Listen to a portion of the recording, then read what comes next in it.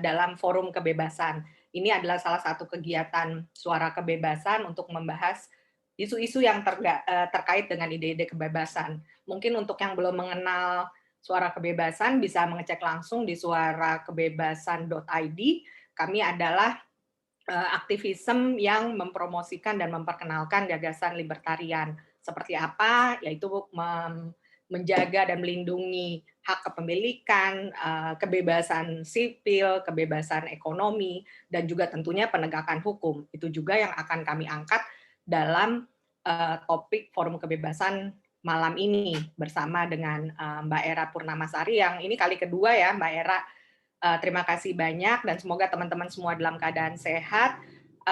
Intinya lebih lanjut biar kenal lebih banyak dengan Suara Kebebasan bisa cek juga di portal kami tadi di suarakebebasan.id, juga di Twitter, Instagram, Line dan Facebook fanpage kami, dan kami juga ada di kanal YouTube. Nah, kami juga akan ada live threads di Twitter. Nanti bisa juga cek di situ, dan biasa juga kami akan ada rangkuman yang akan kami share di cerita di portal suarakebebasan.id. Saya serahkan langsung ke Haikal untuk memandu acara ini. Selamat berdiskusi dan salam kebebasan. Oke, teman-teman, terima kasih banyak sudah bersedia hadir di diskusi kita kali ini. Kali ini adalah forum kebebasan kita yang ke-25, dan kalau nggak salah yang ke-17 atau yang 18 yang kita jalankan online karena ada pandemi COVID-19. Kita di tahun sekitar 2019 lalu biasanya kita adain offline, cuman gara-gara ada COVID acaranya kita pindahkan ke online semua. Thank you banget teman-teman, dan juga thank you banget khususnya ke Mbak Era yang sudah bersedia jadi pembicara nih Mbak. Kita ganggu malam Sabtunya sebagai pembicara di acara kita. Thank you banget. Ini adalah kali kedua Mbak Era mengisi Forum Kebebasan, Suara Kebebasan. Nah, untuk tema kita kali ini kita bahas adalah mengenai seputar undang-undang pornografi, hak privasi, dan juga kaitan dengan kebebasan sipil.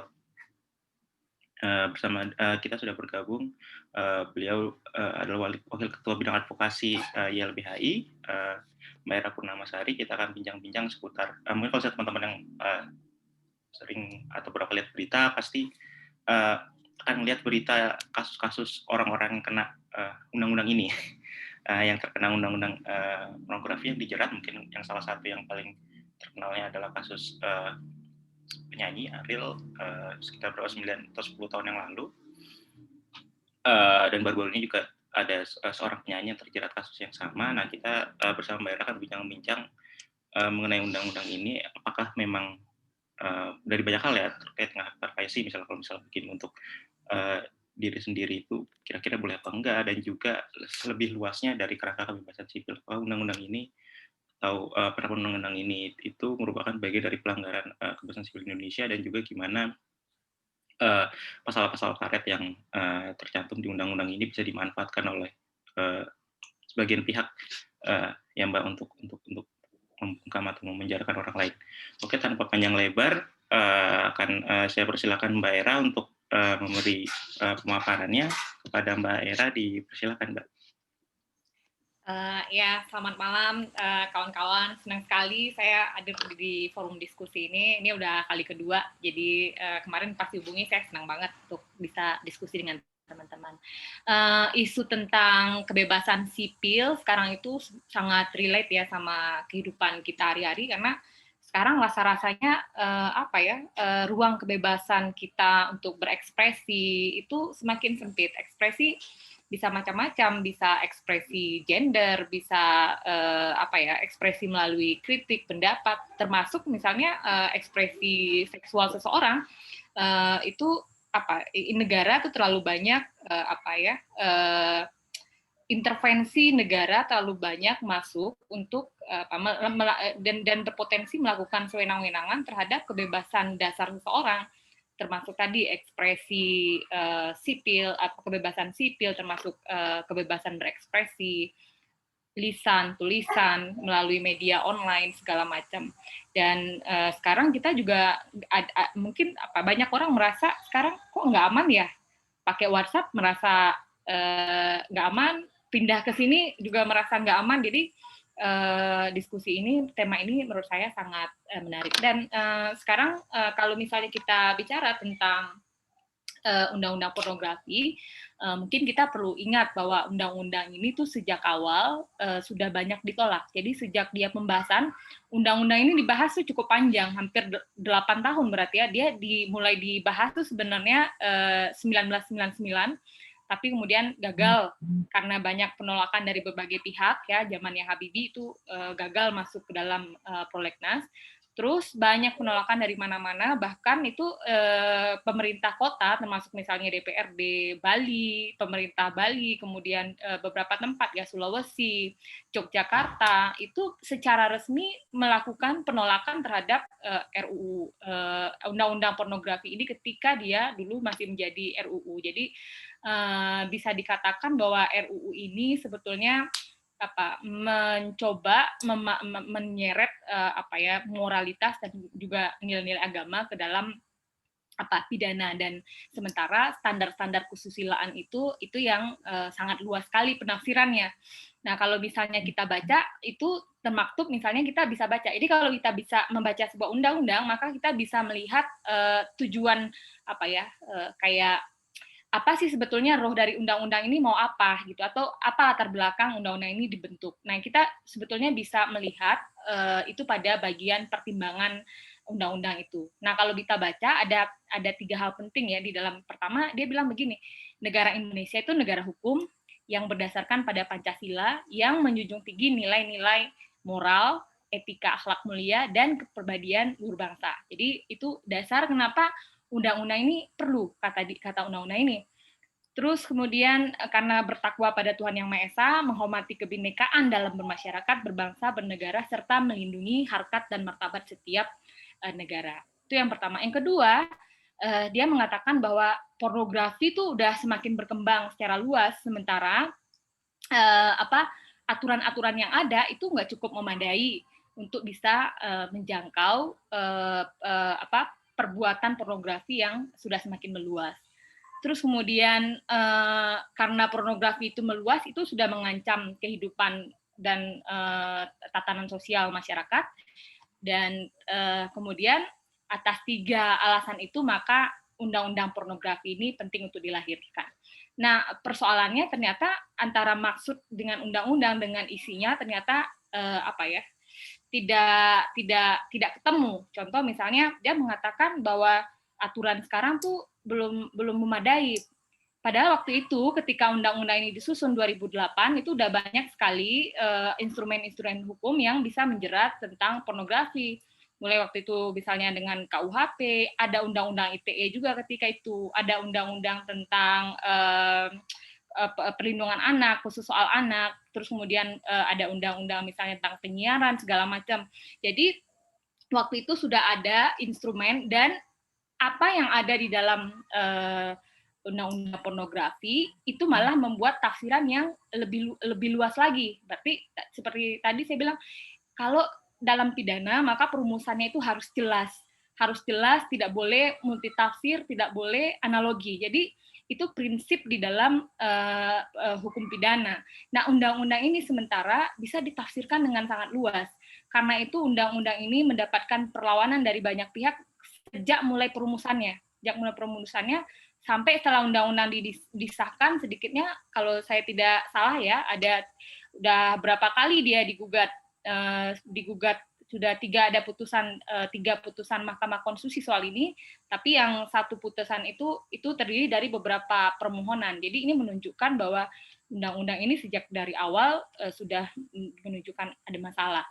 Nah, ada beberapa hal yang sebetulnya dipersoalkan. Pertama tentang definisi pornografi yang sangat luas, sangat bisa ditafsirkan secara liar, sehingga kalau dalam pidana penafsirannya bisa multitafsir sedemikian rupa, maka itu bisa membuka ruang abuse of power, membuka ruang kesewenang-wenangan. Salah satunya adalah mengancam atau menyerang hak pribadi atau hak privasi, kebebasan sipil. Coba kita lihat misalnya undang-undang pornografi itu mendefinisikan begini, setiap orang dilarang memproduksi, membuat, memperbanyak, menggandakan, menyebarluaskan, menyiarkan, mengimpor, mengekspor, menawarkan, memperjualbelikan, menyewa atau menyediakan pornografi yang secara eksplisit, sebentar. Nih, pasal 141, saya lupa ya. Nah, pornografi, jadi dia mendefinisikan pornografi di dalam pasal 1 itu begini, gambar, sketsa, ilustrasi, foto, tulisan, suara, bunyi, gambar bergerak, animasi kartun, percakapan, gerak tubuh, atau bentuk pesan lainnya melalui berbagai bentuk media, komunikasi, dan atau pertunjukan di muka umum yang memuat kecabulan atau eksploitasi seksual yang melanggar norma kesusilaan di masyarakat. Nah, ini yang banyak dipersoalkan oleh banyak kalangan, tidak hanya satu kalangan ya, yang mempersoalkan ini dan sudah membawa ini ke MK itu sedikitnya ada individu-individu, ada perwakilan masyarakat adat, karena kalau kayak gini tarian-tarian yang ditampilkan secara budaya misalnya di beberapa tempat itu juga bisa didefinisikan sebagai pornografi menurut undang-undang ini. Melanggar norma kesusilaan dalam masyarakat, pertanyaannya masyarakat yang mana? Karena norma kesusilaan dalam satu masyarakat dengan masyarakat lain kan itu berbeda-beda. Jadi itu yang dipersoalkan salah satunya. Dan beberapa pasal-pasal penting yang banyak dipersoalkan itu misalnya adalah tentang yang tadi Haikal tanyakan tentang apakah yang orang membuat video untuk dirinya sendiri bisa kena apa tidak. Nah, itu ada di pasal 4 ayat 1. Pasal 4 ayat 1 itu mengatakan begini, setiap orang dilarang memproduksi, membuat, memperbanyak, menggandakan, menyebarluaskan, menyiarkan, mengimpor, mengekspor, menawarkan, memperjualbelikan, menyewakan, dan atau menyediakan pornografi yang secara eksplisit memuat persenggamaan, termasuk persenggamaan menyimpang. Nah, ini ada kata persenggamaan menyimpang juga yang kemudian dipersoalkan oleh kawan-kawan yang dengan orientasi seksual berbeda. Terus kemudian kekerasan seksual, masturbasi atau onani, ketelanjangan atau tampilan yang mengesankan ketelanjangan. Apa makna ketelanjangan? Terus apa maksudnya mengesankan ketelanjangan itu apa? Jadi definisi ketelanjangan itu sendiri tidak jelas di dalam undang-undang ini, sehingga ini bisa menjerat siapa saja, termasuk seniman, pekerja seni, masyarakat, adat, dan segala macam. Terus kemudian alat kelamin, pornografi anak. Nah, cuman di dalam pasal 4 ini di penjelasannya ada pengecualian, bahwa pasal ini dikecualikan untuk kepentingan pribadi atau hanya untuk kebutuhan sendiri itu tidak dapat dijerat. Itu kita bisa baca di dalam penjelasan ayat 4 pasal 4 ayat 1 itu. Katanya begini, yang dimaksud dengan membuat adalah tidak termasuk untuk dirinya sendiri dan kepentingan pribadi. Jadi kalau tadi pertanyaan Haikal, maka ini dijawab sebetulnya dengan pasal ini. Pasal ini sendiri pernah diajukan ke Mahkamah Konstitusi. Kalau kawan-kawan ingat dulu pemohonnya, kalau saya tidak salah tuh Farhat Abbasiyah yang melaporkan kasus Cut Tari, kasus Ariel, dan kasus Luna Maya ketika itu. Nah, dia mengatakan mestinya pasal 4 ini klausul tentang dikecualikan untuk dirinya sendiri atau untuk kepentingan pribadi ini harusnya tidak inkonstitusional karena ini bertentangan tadi dengan nilai-nilai agama, nilai moral segala macam. Tapi Mahkamah Konstitusi kemudian menolak permohonan itu. Artinya Mahkamah mengatakan bahwa pengecualian untuk dirinya sendiri dan untuk kepentingan pribadi ini konstitusional. Itu poin 1.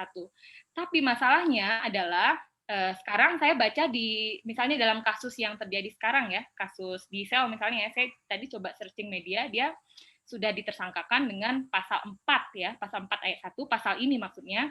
Maka kalau ditanya Gisel bisa kena dengan pasal ini kah? Nah, kita kan nggak tahu Gisel ini dikategorikan pada kategori mana, apakah membuat, menyebarkan, segala macam kita belum tahu. Tapi kalau pada kategori membuat, sebetulnya klausul untuk dirinya sendiri sudah menjadi pengecualian pasal ini. Tapi masalahnya Gisel juga dikenakan pasal lain, pasal 8 Undang-Undang ITE. Nah, pasal 8 Undang-Undang ITE itu tidak memuat pengecualian tentang untuk dirinya sendiri. Nah, coba kita cek ya, pasal 8 itu bunyinya apa? Bentar, saya juga nggak hafal. Nah, pasal 8 itu intinya kira-kira setiap orang dilarang dengan sengaja atau atas persetujuannya dirinya sendiri menjadi objek atau model. Jadi objek atau model untuk pornografi. Itu perbedaannya. Kalau yang pasal 4 ayat 1 itu soal membuat, menyebarkan, yang mendistribusikan. Kalau yang pasal 8 ini menjadi objek atau model untuk pornografi. Persoalannya pasal ini tidak ada pengecualian tentang untuk dirinya membuat untuk dirinya sendiri tuh, untuk kepentingan pribadi atau untuk dirinya sendiri. Maka kalau misalnya penegak hukum punya pendekatan yang cenderung mengkriminalisasi orang, dia bisa aja pakai pasal 8. Dan pasal 8 pun sebetulnya sudah pernah diajukan juga di GR juga oleh salah seorang perempuan yang dari Garut yang juga terjerat dengan undang-undang pornografi. Dia juga menggugat pasal ini. Jadi dia adalah dia terjerat undang-undang pornografi. Intinya adalah pada saat dia bersama suaminya dia mengaku bahwa dia justru menjadi korban eksploitasi seksual suami karena dipaksa bersenggama dengan banyak orang, tapi setelah berpisah video itu kemudian menyebar. Nah, kasus ini dia harusnya saya menjadi korban tapi kok saya malah dipidanakan. Karena itu dia menggugat pasal 8 itu. Menurut dia mestinya ini bertentangan dengan pasal 4 yang tadi pasal 4 tidak boleh dikenakan untuk orang yang membuat video untuk dirinya sendiri. Sayangnya Mahkamah Konstitusi kemudian menolak putusan ini, tapi ada satu pertimbangan Mahkamah yang menurut saya penting. Kata Mahkamah, ya pasal 8 itu kan tidak bisa berdiri sendiri. Jadi mesti relate juga dengan pasal-pasal yang lain. Nah, problemnya apakah penegak hukum punya cara pandang yang demikian? Dari pengalaman saya menangani kasus-kasus pidana, penegak hukum mulai dari polisi, hakim, jaksa itu biasanya sangat-sangat positivistik. Jadi apa unsur yang ada dalam pasal itu dia akan melihat ke unsur situ saja gitu. Jadi ini salah satu problem di undang-undang pornografi. Ada pasal-pasal lain meskipun ada pembatasan di pasal ini, tapi kemudian di pasal lain muncul lagi potensi-potensi yang kemudian bisa menyerang kebebasan sipil seseorang. Belum lagi kalau kita bicara misalnya bagaimana dengan protes dari orang-orang yang memiliki orientasi seksual yang berbeda. Nah, undang-undang pornografi sendiri sebetulnya juga memiliki konsep yang kacau antara perilaku seksual, orientasi seksual, dia mencampur adukan sehingga ini akan berpotensi masyarakat kemudian menstigma orang misalnya homoseksual, gay dan lain-lain distigma dan kemudian rentan untuk dipersekusi oleh melalui konsepsi undang-undang ini. Dan salah satunya juga mengapa kemudian ada masyarakat yang melaporkan orang lain, kayak sekarang kan ada pengacara yang tidak punya hubungan apa-apa dengan Giselle, kemudian dia melaporkan kasus Giselle. Kenapa? Karena di dalam pasal 20 dan pasal 21 Undang-Undang Pornografi ini ada pasal tentang partisipasi masyarakat yang di dalamnya juga memberikan ruang pada masyarakat untuk melaporkan kejadian-kejadian pornografi. Jadi kira-kira itu.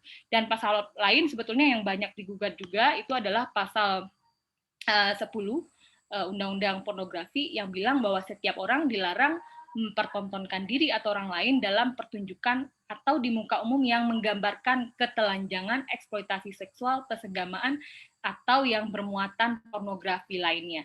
Apa yang dimaksud dengan bermuatan pornografi lainnya? Jadi memang banyak soal di dalam undang-undang pornografi ini yang itu bisa berpotensi menjerat orang.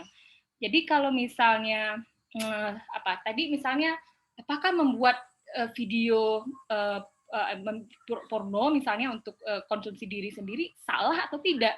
Menurut moral atau menurut agama itu kan nilainya beda-beda, masing-masing orang, dan di masyarakat mana kita bicara itu akan berbeda. Ada orang yang di budaya sana ya menggunakan misalnya menggunakan baju adat Papua yang nggak masalah bagi masyarakat Papua. Tapi kalau itu dibawakan ke Aceh maka itu akan menjadi masalah. Nah, MK mengatakan undang-undang ini tidak berarti tidak menghormati budaya lokal sepanjang itu dilakukan di lokalnya masing-masing. Problemnya sekarang dengan kecanggihan dan teknologi yang sekarang, siapa yang bisa membatasi peredaran itu melalui media sosial dan segala macam. Jadi saya kira betul bahwa undang-undang ini berpotensi menjerat siapa saja, mulai dari terutama kelompok rentan perempuan, orang-orang dengan orientasi seksual berbeda, masyarakat adat gitu ya, di berbagai termasuk pekerja seni. Sementara mungkin itu, Haikal.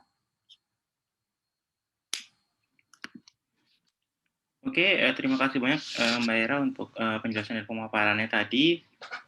Dari udah mencakup banyak hal tadi Mbak ya, dari mulai aspek banyak pasal yang karet, dan juga sebenarnya kalau berdasarkan teksnya sendiri seperti tadi Mbak Era sampaikan ya, kalau untuk pribadi sebenarnya nggak apa-apa gitu Mbak, dan juga yang lebih luas lagi ya gimana pasal-pasal karet di undang-undang ini juga cenderung mempreferensi kebebasan seorang dan juga hak privasi warga negara. Oke, teman-teman, kalau misalnya nanti ada teman-teman yang ingin berkomentar atau bertanya ke Mbak Era atau menyampaikan opini, bisa lewat chat, nanti saya bacakan, atau juga bisa disampaikan langsung ke Mbak Era, bisa raise hand, nanti akan saya selaku moderator akan memberikan kesempatan untuk bicara, menyampaikan opini atau pertanyaan langsung, atau bisa juga dengan chat message private saya yang atas nama Haikal Kurniawan, kalau ingin menyampaikan langsung pertanyaan atau opininya ke Mbak Era. Nah, sebentar. Mungkin awalnya gini, kalau dari saya pribadi mungkin gini Mbak, kalau banyak orang yang bilang kalau misalnya ambil satu kasus, ya kasusnya Gisel atau Ariel gitu ya, yang harus dihukum itu penyebarnya gitu kan, bukan karena kalau yang memvideokan itu mereka korban karena itu bukan untuk konsumsi publik gitu kan. Nah, tanpa adanya undang-undang ini, kalau misalnya seandainya undang-undang dihapus nih gitu ya Mbak, masih ada payung hukumnya nggak sih Mbak pakai undang-undang lain untuk menjerat orang-orang yang menyebarkan konten-konten seperti itu tanpa seizin pemiliknya atau pembuatnya? Ya, ada di Undang-Undang ITE juga ada kan, dan di pasal 27 ayat 1 juga ada di Undang-Undang ITE, dan sebetulnya di KUHP itu juga ada pasal-pasal tentang pornografi, tapi memang problemnya adalah ya di undang-undang ini tafsirnya menjadi sangat liar. Jadi apa yang dimaksud dengan pornografi itu? Nah, itu nggak jelas di dalam undang-undang ini, sangat-sangat liar penafsirannya. Nah, kalau kayak tadi Haikal bilang bahwa tertutup nih, dikecualikan nih untuk orang yang membuat untuk dirinya sendiri. Tertutup bagi pasal 4 dan pasal 6. Tapi terbuka kemungkinan bagi pasal-pasal yang lain. Kalau kita tafsir secara legalistik ya, itu misalnya Gisel kan dia saya baca kita nggak lihat faktanya kayak gimana ya, tapi kalau sepanjangnya tadi saya coba lihat di berita, dia dikatakan ditersangkakan dengan pasal 4 ayat 1 dan pasal 8. Jadi larangannya ada di pasal 4 sampai pasal 13 kalau tidak salah saya. Nanti ketentuan pidananya ada di pasal 29. Nah, kalau dia dijerat dengan pasal 4 maka dia mungkin bisa lepas. Tapi bagaimana kalau dia dijerat dengan pasal 8? Karena tidak ada pengecualian di dalam pasal 8 ini. Ini yang rentan terhadap tadi yang membuat untuk kepentingan diri pribadi. Oke, thank you Mbak Era, udah pertanyaan masuk ya. Ini dari Fauzan. Adakah naskah akademik atau latar belakang politis, misal dukungan atau penolakan di DPR yang membentuk karakteristik pada undang-undang ini maupun pasal-pasalnya? Nah, ini topik yang menarik juga yang tadi belum sempat kita bahas Mbak, dari isu politisnya, karena kan memang hampir semua setiap produk undang-undang, bukan hampir mungkin, semua setiap produk undang-undang pasti sangat kental muatan politisnya Mbak. Nah, ini kira-kira latar belakang muatan politisnya di DPR khususnya kira-kira gimana Mbak? Kalau kita baca ya, misalnya di putusan MK nomor berapa itu diuraikan itu bagaimana dinamika banyaknya penolakan terhadap undang-undang ini, dan memang bahkan ada salah satu pernyataan dari ketua fraksi ketika itu, partai PKS kalau nggak salah saya, dia mengatakan bahwa ini hadiah terindah untuk Ramadan tahun berapa tuh saya lupa. Intinya ada, itu bisa dicek, dilacak juga di pemberitaan Kompas dan lain-lain. Itu ada pernyataan sedemikian rupa. Artinya ya kan nggak bisa ya satu nilai satu agama tertentu kemudian digeneralisir untuk semua pihak gitu ya.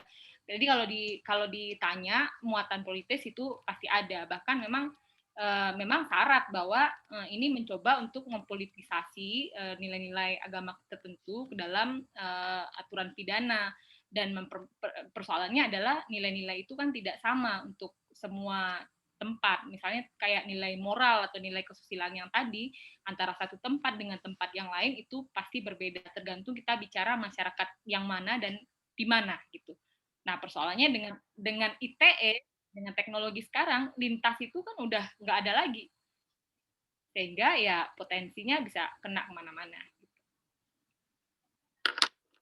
Oke, thank you Mbak Era. Mungkin tadi menarik yang Mbak Era sampaikan, tanpa pengecualian ya Mbak, itu benar-benar pure tanpa pengecualian atau gimana? Karena misalnya kalau saya waktu itu pernah iseng-iseng baca misalnya produk hukum misalnya di Amerika Serikat misalnya disebut pornografi itu apa sih ya, yang nggak boleh ditampilkan di publik dalam arti di ruang terbuka yang bisa dilihat sama banyak orang ya. Itu kalau misalnya yang lack of artistic expression, terus lack of scientific, dia nggak bisa dipakai untuk sains gitu ya, benar-benar pure entertainment itu yang dianggap sebagai pornografi. Nah kalau misalnya tadi tanpa pengecualian yang Mbak Era maksud itu benar-benar pure tanpa pengecualian. Jadi kalau misalnya katakanlah ada fotografer yang mungkin dia lebih ke artistik gitu, atau pelukis lah katakanlah, itu secara legal mereka bisa terancam juga, bisa kena juga.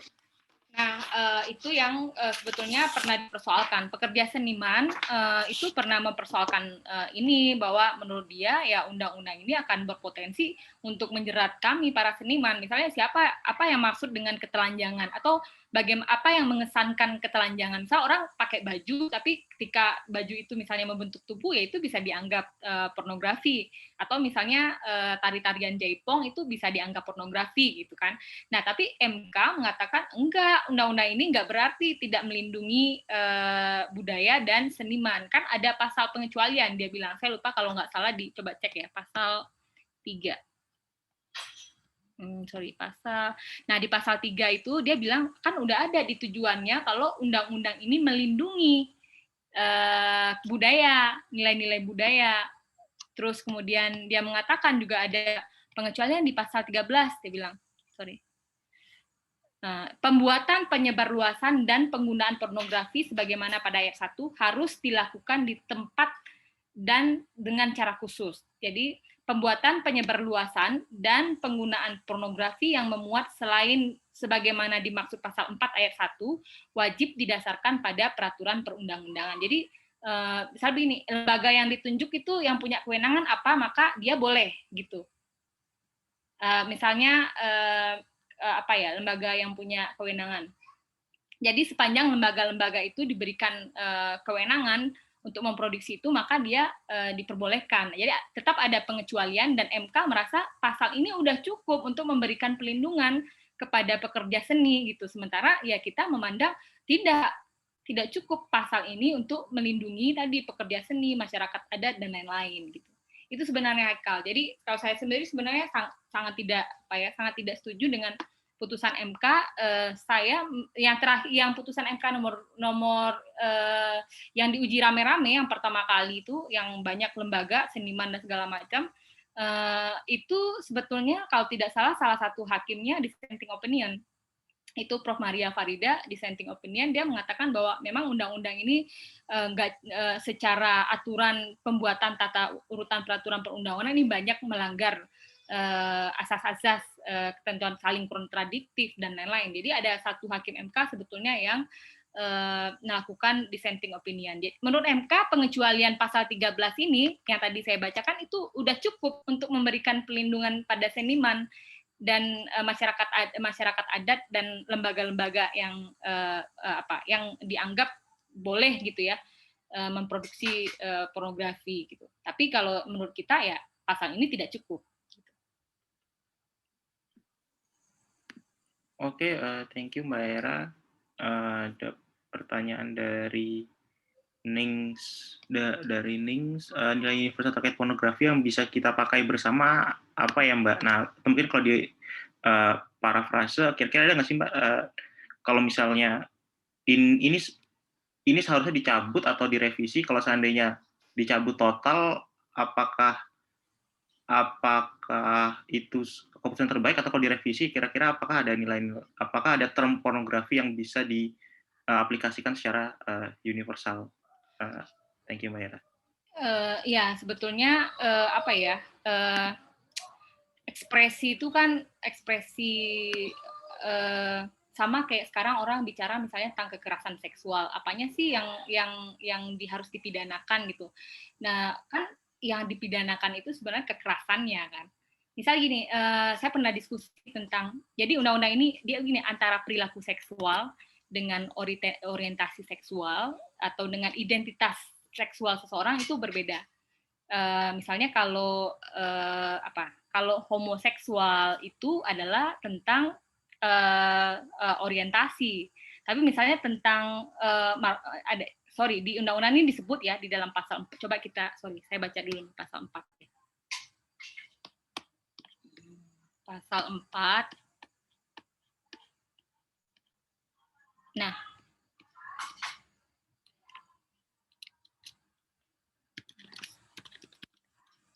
pasal 4 itu apa yang dimaksud menyediakan pornografi yang secara eksplisit memuat masturbasi dan atau onani gitu kan.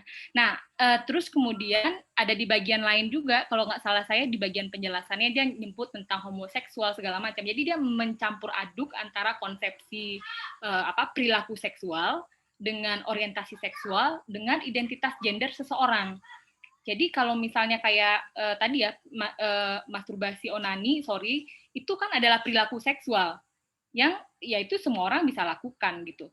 Nah, sementara di undang-undang ini kalau misalnya dia dicampur adukan, maka dengan identitas gender maupun dengan orientasi seksual, ini yang berpotensi melahirkan stigma kepada teman-teman dengan orientasi seksual yang berbeda dari umumnya gitu. Nah, maka dari itu misalnya begini, dia perilaku seksual itu kan macam-macam, saya nggak terlalu paham, tapi misalnya ada istilahnya tapi saya lupa, misalnya kan ada yang kayak jadi budaknya, ada yang jadi tuannya gitu ya, itu dilarang apa enggak gitu.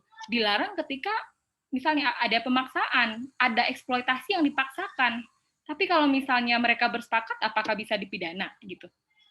Jadi intinya adalah ketika ada kekerasan, ketika ada ada satu pihak ya, tidak hanya perempuan, bisa juga laki-laki. Korbannya juga bisa laki-laki, bisa jadi siapa saja terhadap kasus-kasus seperti ini. Nah, ketika dia dipaksakan atau dia dieksploitasi, maka di situ dia bisa dipidana.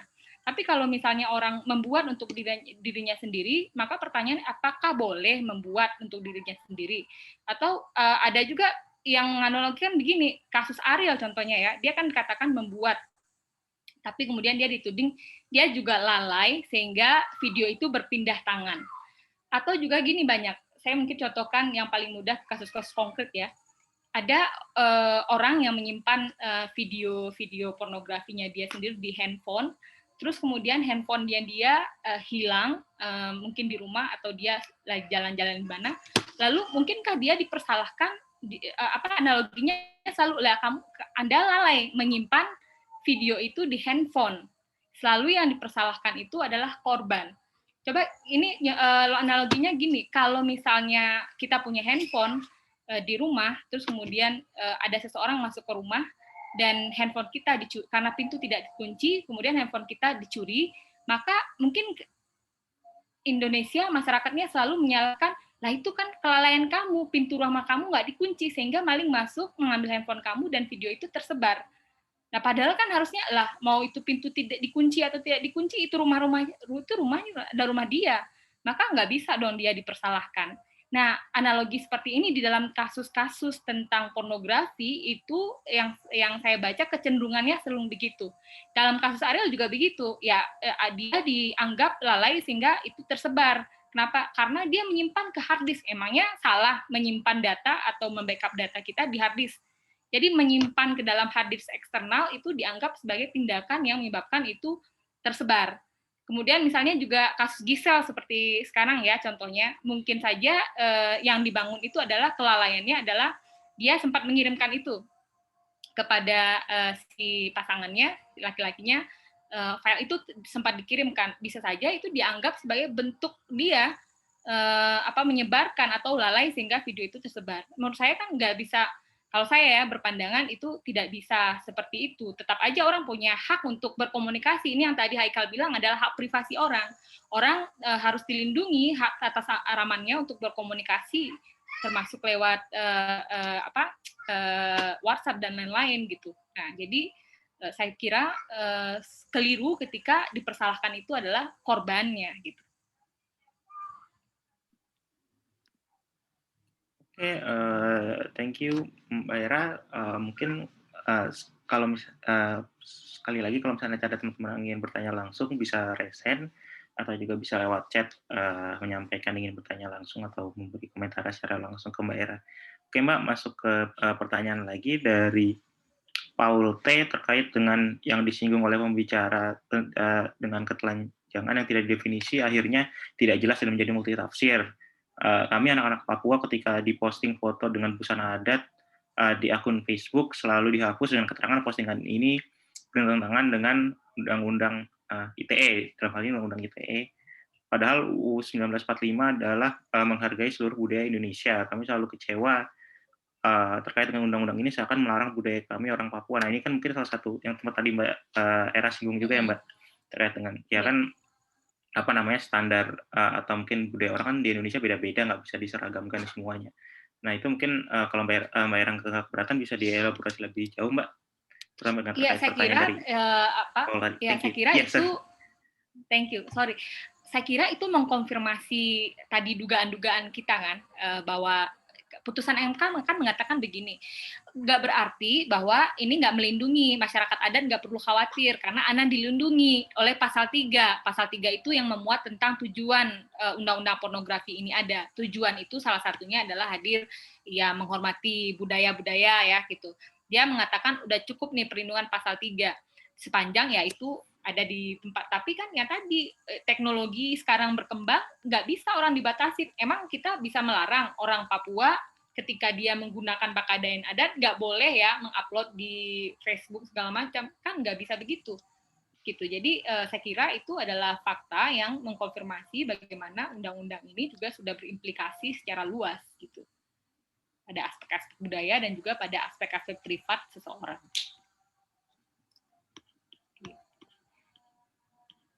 Oke, thank you Mbak Era. Ada pertanyaan juga ini masuk ke chat pribadi dari teman saya Renaldi. Misalnya dia nanya terkait dengan majalah dewasa, apakah pornografi dimaksud ini misalnya totally ketelanjangan total atau yang misalnya pakai pakaian renang juga bisa diseret juga.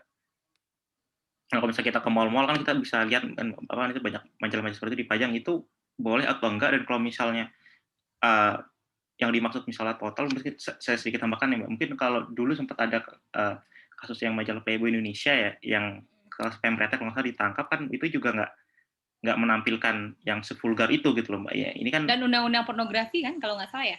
Iya, nah ini kira-kira gimana ini Mbak? Ininya batas-batas atau itu memang ya pure politis saja karena dia mungkin nggak disukain sama kelompok tertentu, jadi kena. Kira-kira gitu Mbak. Ya begini, yang namanya undang-undang dia pasti lahir dari proses-proses politik kan. Jadi ketika dia berproses menjadi RUU itu ada proses-proses politik. Persoalannya ketika dia sudah disahkan dia mengikat semua orang, mengikat meskipun misalnya misalnya dia diusung oleh satu kelompok satu nilai kebenaran yang mewakili nilai kebenaran tertentu, tapi ketika dia disahkan dia mengikat semua orang. Karena itulah perlu partisipasi publik ya, bahwa perumusannya harus dan undang-undang ini kan seperti yang tadi kita bilang bahwa dia mengabaikan berbagai banyak penolakan terhadap undang-undang ini karena yang tadi banyak alasan-alasan politis ya di balik undang-undang ini. Terus apa? Tadi itu karena ada definisi pornografi yang sangat luas. Jadi pornografi tidak hanya soal seksualitas ya, soal tidak hanya seksualitas, tapi sketsa, ilustrasi, foto, tulisan, suara, bunyi gambar bergerak, animasi, kartun gitu. Bahkan hewan pun ya itu juga dianggap sebagai pornografi di dalam undang-undang pornografi ini gitu. Jadi sangat luas tafsirnya memang Haikal. Ini memang yang menjadi persoalan. Jadi sketsa yang mana, ilustrasi mana, suara yang seperti apa, atau bunyi gambar bergerak yang seperti apa, berbagai bentuk media komunikasi apa, katanya dipertunjukkan di muka umum yang memuat kecabulan. Kecabulan itu apa? Nggak jelas definisinya di dalam undang-undang ini. Dan atau eksploitasi seksual, juga nggak jelas eksploitasi seksualnya apa, konteksnya seperti apa, yang melanggar norma kesusilaan dalam masyarakat. Nah ini masyarakat yang mana gitu. Jadi emang sangat luas sekali. Jadi kalau nggak salah majalah Playboy itu dulu dengan undang-undang pornografi ya. Seingat saya ya, kalau nggak salah nanti bisa cek apa saya salah. Tapi ya bisa dijerat secara ini dengan undang-undang ini, begitu luasnya undang-undang ini, rumusannya yang tadi bisa menjerat banyak orang dan bisa ditafsirkan secara liar, gitu, multitafsir. Oke, thank you Mbak Era. Ada pertanyaan dari G, izin bertanya, dari komunitas RPAI di Bandung, ada kasus yang dilaporkan kepada kami mengenai kasus misalnya hamil di luar nikah yang laki-laki dan perempuan pacaran umur 20, yang laki-lakinya perempuannya itu sekitar 16 atau 17 di bawah umur. Apakah dalam hal ini laki-laki bisa disalahkan untuk kasus pemaksaan walaupun suka sama suka, dan apa bisa dinikahkan menurut hukum negara meskipun perempuannya di bawah umur? Thank you Mbak. Sebelumnya minta penjelasan. Oke, jadi gini, anak ya, dalam anak itu ada prinsip. Jadi anak meskipun dia melakukan sebuah kejahatan, anak harus diletakkan sebagai korban. Jadi melihat anak itu caranya berbeda. Jadi gini, laki-laki dewasa misalnya ketika dia melakukan hubungan seksual dengan anak, bisa jadi dia bilang, oh ini kesepakatan. Itu berlaku kalau dia sesama perempuan dewasa atau laki-laki dewasa. Tapi ketika itu anak, itu nggak bisa. Kenapa? Karena anak itu harus diletakkan dia sebagai korban. Jadi apakah dia bisa dinikahkan? Nah ini persoalan lain lagi nih, agak lenceng sebenarnya dari topik ini ya. Dalam masyarakat patriarki seperti kita, memang seringkali solusi yang menurut kita benar itu ternyata mungkin belum tentu adil buat korban. Jadi solusi yang seperti apa harus solusi yang berorientasi pada keadilan korban. Apakah kalau misalnya, dia diperkosa atau tidak ya? Kalau di chatnya sih suka sama suka, ya enggak Mbak? Dijawab tidak. Iya.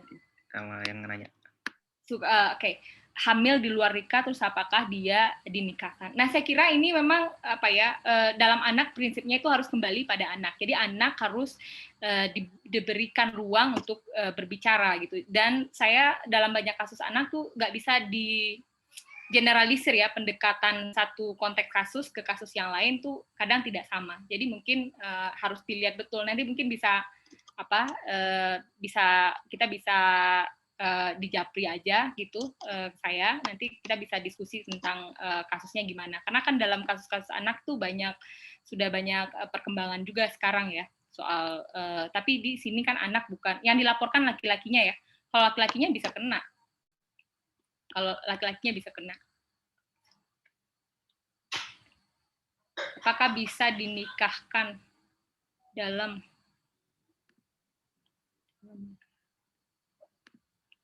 ya, makanya nanti bisa di WhatsApp ke saya, karena saya perlu tahu dulu duduk perkaranya seperti apa. Oke, thank you Mbak Era. Dari Mbak Dinda tadi menyampaikan ke saya ingin bertanya atau berkomentar juga. Halo, Mbak. Halo Haikal. Ya, kedengeran Mbak, jelas suaranya. Dipersilakan Mbak Dinda. Sip. Mbak Era, thank you untuk penjelasannya. Tadi penasaran yang pasal 8 tuh yang ITE apa pornografi ya? Pornografi. Oh, pornografi, oke. Ya. Kan tadi Mbak Era juga bilang masalahnya di penegak hukum kita cenderung positivistik dan selalu menggunakan analogi-analogi yang sangat kaku itu ya. Jadi memang sangat mengkriminalkan korban gitu. Sementara mungkin dari teman-teman seperti LBHI dan lainnya berusaha mengangkat dari perspektif korban, dan itu juga kenapa kita mendorong ya RUU Pungkas ya, penghapusan kekerasan seksual.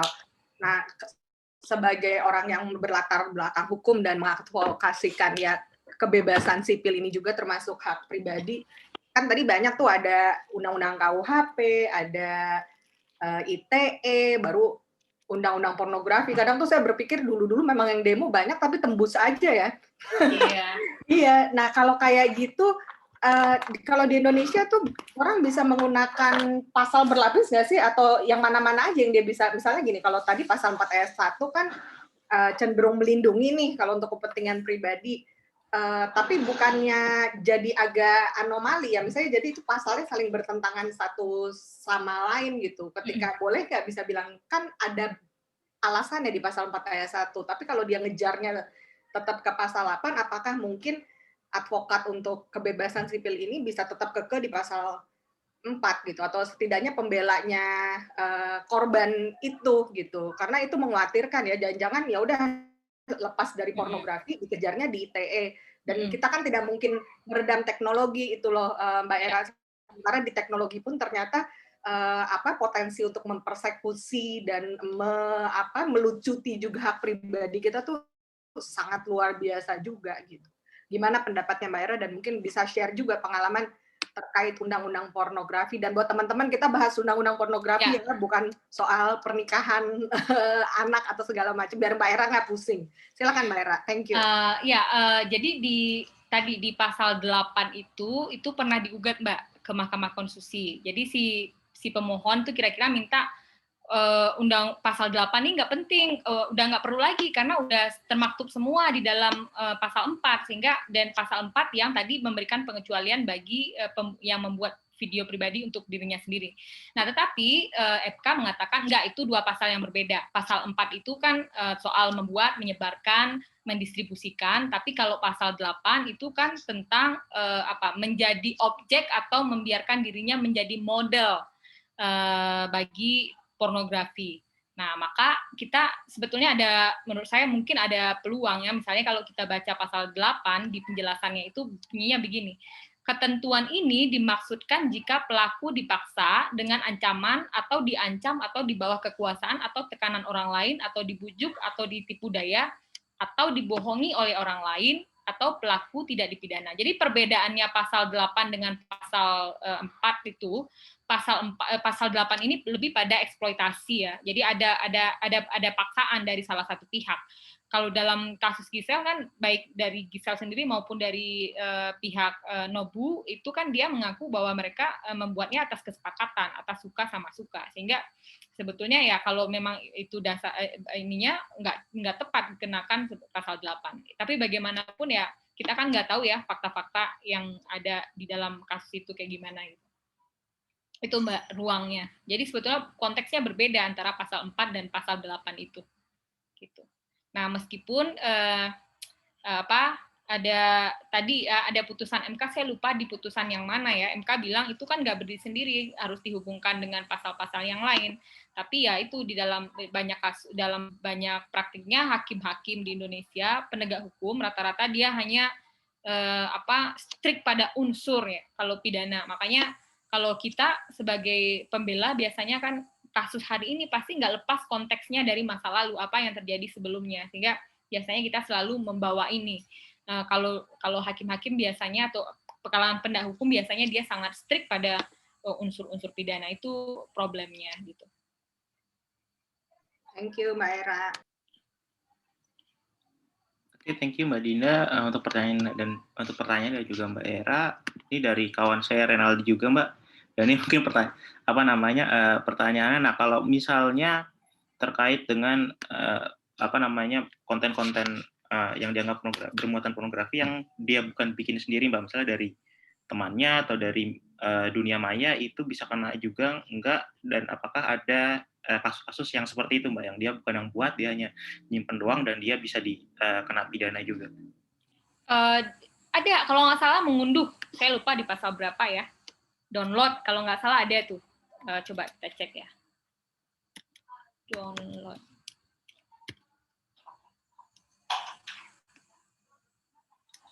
Sorry. Pasal 5.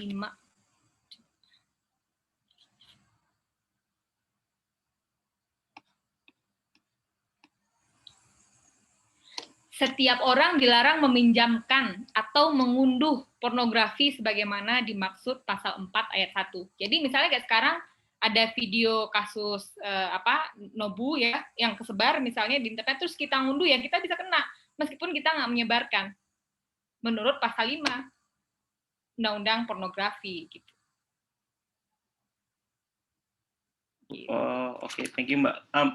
Kalau dari Mbak Era sendiri atau mungkin dari teman-teman YLBHI misalnya kalau misalnya nggak tahu misalnya pernah diskusi atau enggak kira-kira frame karena pasti di negara lain kan setiap negara mereka pasti punya undang-undang yang terkait dengan konten-konten dewasa kan punya regulasinya lah, punya aturannya lah, Mbak.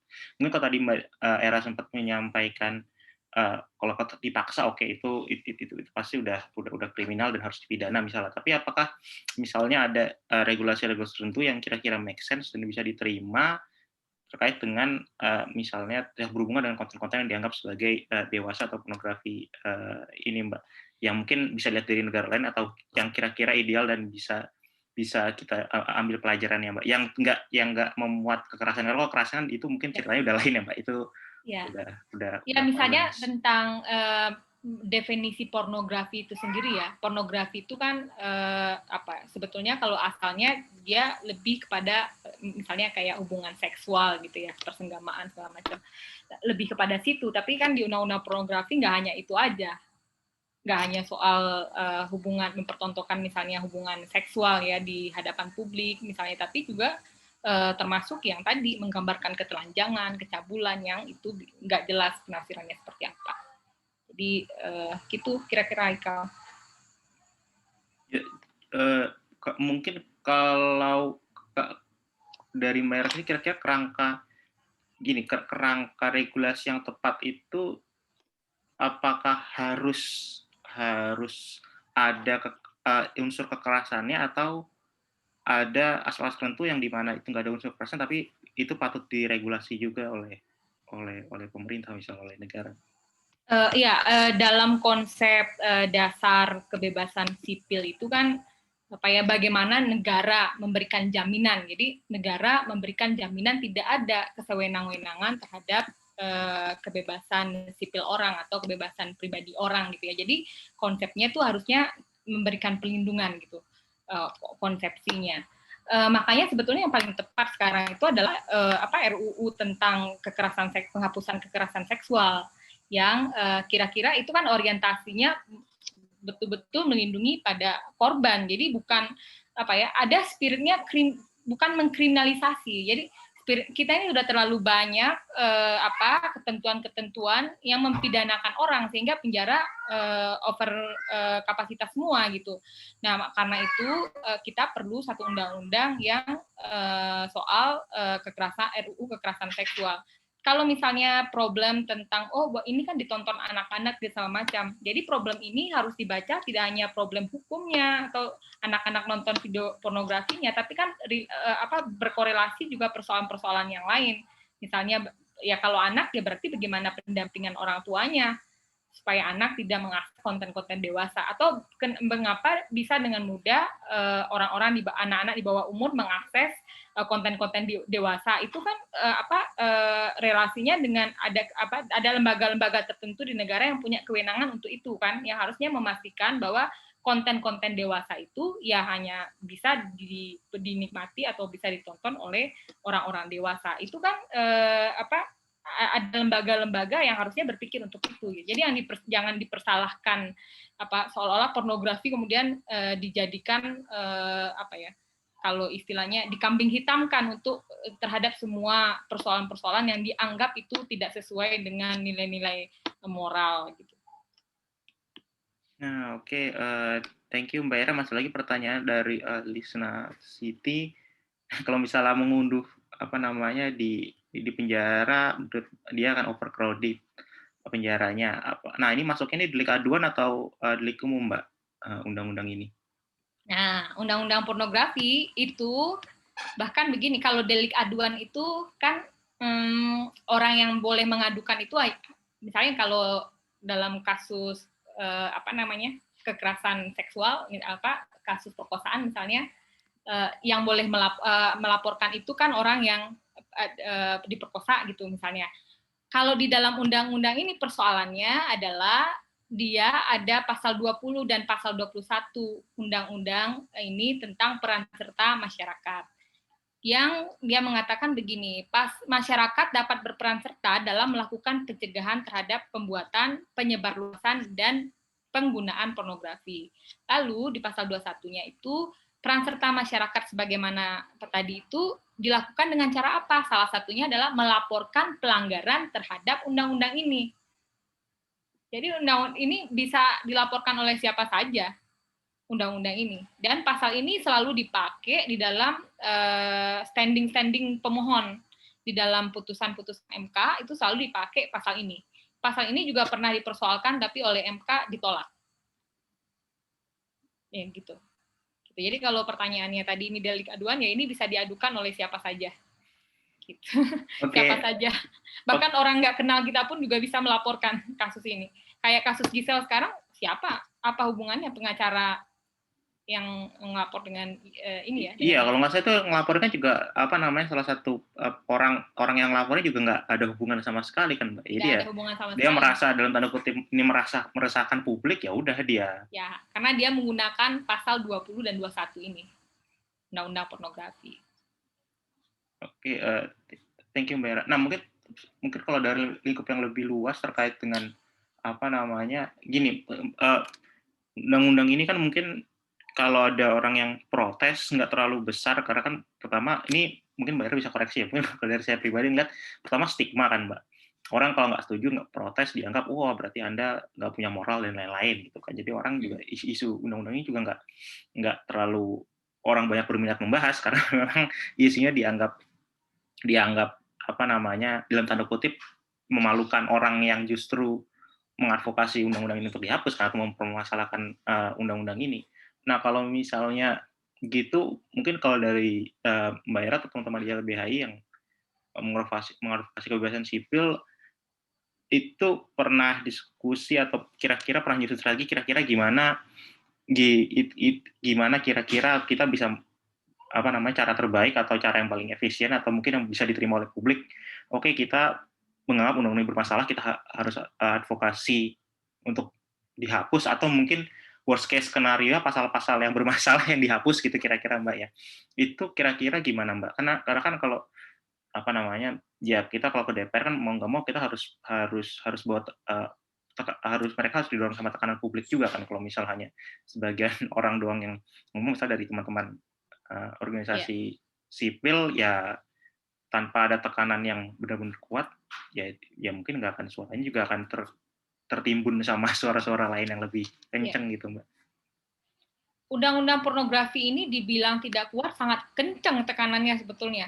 Kalau misalnya kita lacak ya di tahun-tahun 2008, 2007 itu kenceng banget penolakan undang-undang pornografi. Cuma persoalannya ini tadi kan, bahwa selalu justifikasinya adalah ini soal moral, keagamaan, seolah-olah orang yang menolak berarti tidak bermoral, tidak beragama. Selalu kan diidentikan dengan itu ya, sehingga kalaupun misalnya kita baca juga misalnya putusan-putusan MK sebetulnya logikanya juga begitu. Bukan berarti ya kita pertama dia pasti menggarisbawahi bahwa kita ini negara beragama segala macam, terus baru dia masuk pada pertimbangan-pertimbangannya. Nah, ini memang selalu yang menjadi berat ketika satu undang-undang itu selalu menjadi simbol soal nilai moral atau nilai tingkat keagamaan, religiusitas seseorang, maka tantangannya itu menjadi lebih berat. Udah beberapa kali upaya-upaya untuk membatalkan sejumlah pasal di dalam undang-undang ini ke MK, tapi ya selalu menemui kegagalan gitu ya. Nah, cuma jangan berhenti. Ada kok undang-undang yang berlaku tapi nggak pernah jalan. Itu misalnya undang-undang berapa saya lupa, tentang dulu ya, perburuhan apa ya, peraturan pemerintah karena saking banyaknya penolakan meskipun itu disahkan itu kemudian nggak berjalan, jadi kayak undang-undang yang mati suri gitu. Jadi mungkin kita melihat keberhasilannya jangan semata-mata pada undang-undang ini dibatalkan atau tidak, Tapi misalnya bagaimana diskursus tentang kritik terhadap undang-undang pornografi ini terus meluas sehingga undang-undang ini nggak bisa diaplikasikan gitu. Tapi tentu yang paling baik adalah ada pencabutan undang-undang ini. Cuman ya saya kok nggak yakin ya, karena tadi undang-undang ini selalu diasosiasikan dengan kualitas moral seseorang. Jadi politisi yang bicara menolak undang-undang pornografi pasti dianggap mendukung pornografi. Padahal ya belum tentu kan, politisi yang menolak undang-undang pornografi, ya dia belum tentu mendukung pornografi, dia pasti bisa menolak dengan sifat. Dan untuk diketahui di dalam pembahasan undang-undang pornografi ini ada 2 partai yang menolak tuh walkout ketika itu. Salah satunya termasuk PDIP menolak, tapi yang lain kemudian ini. Tapi misalnya banyak kepala daerah, banyak DPRD yang bahkan secara resmi mengajukan penolakan terhadap RUU pornografi ini sebelum dulu disahkan.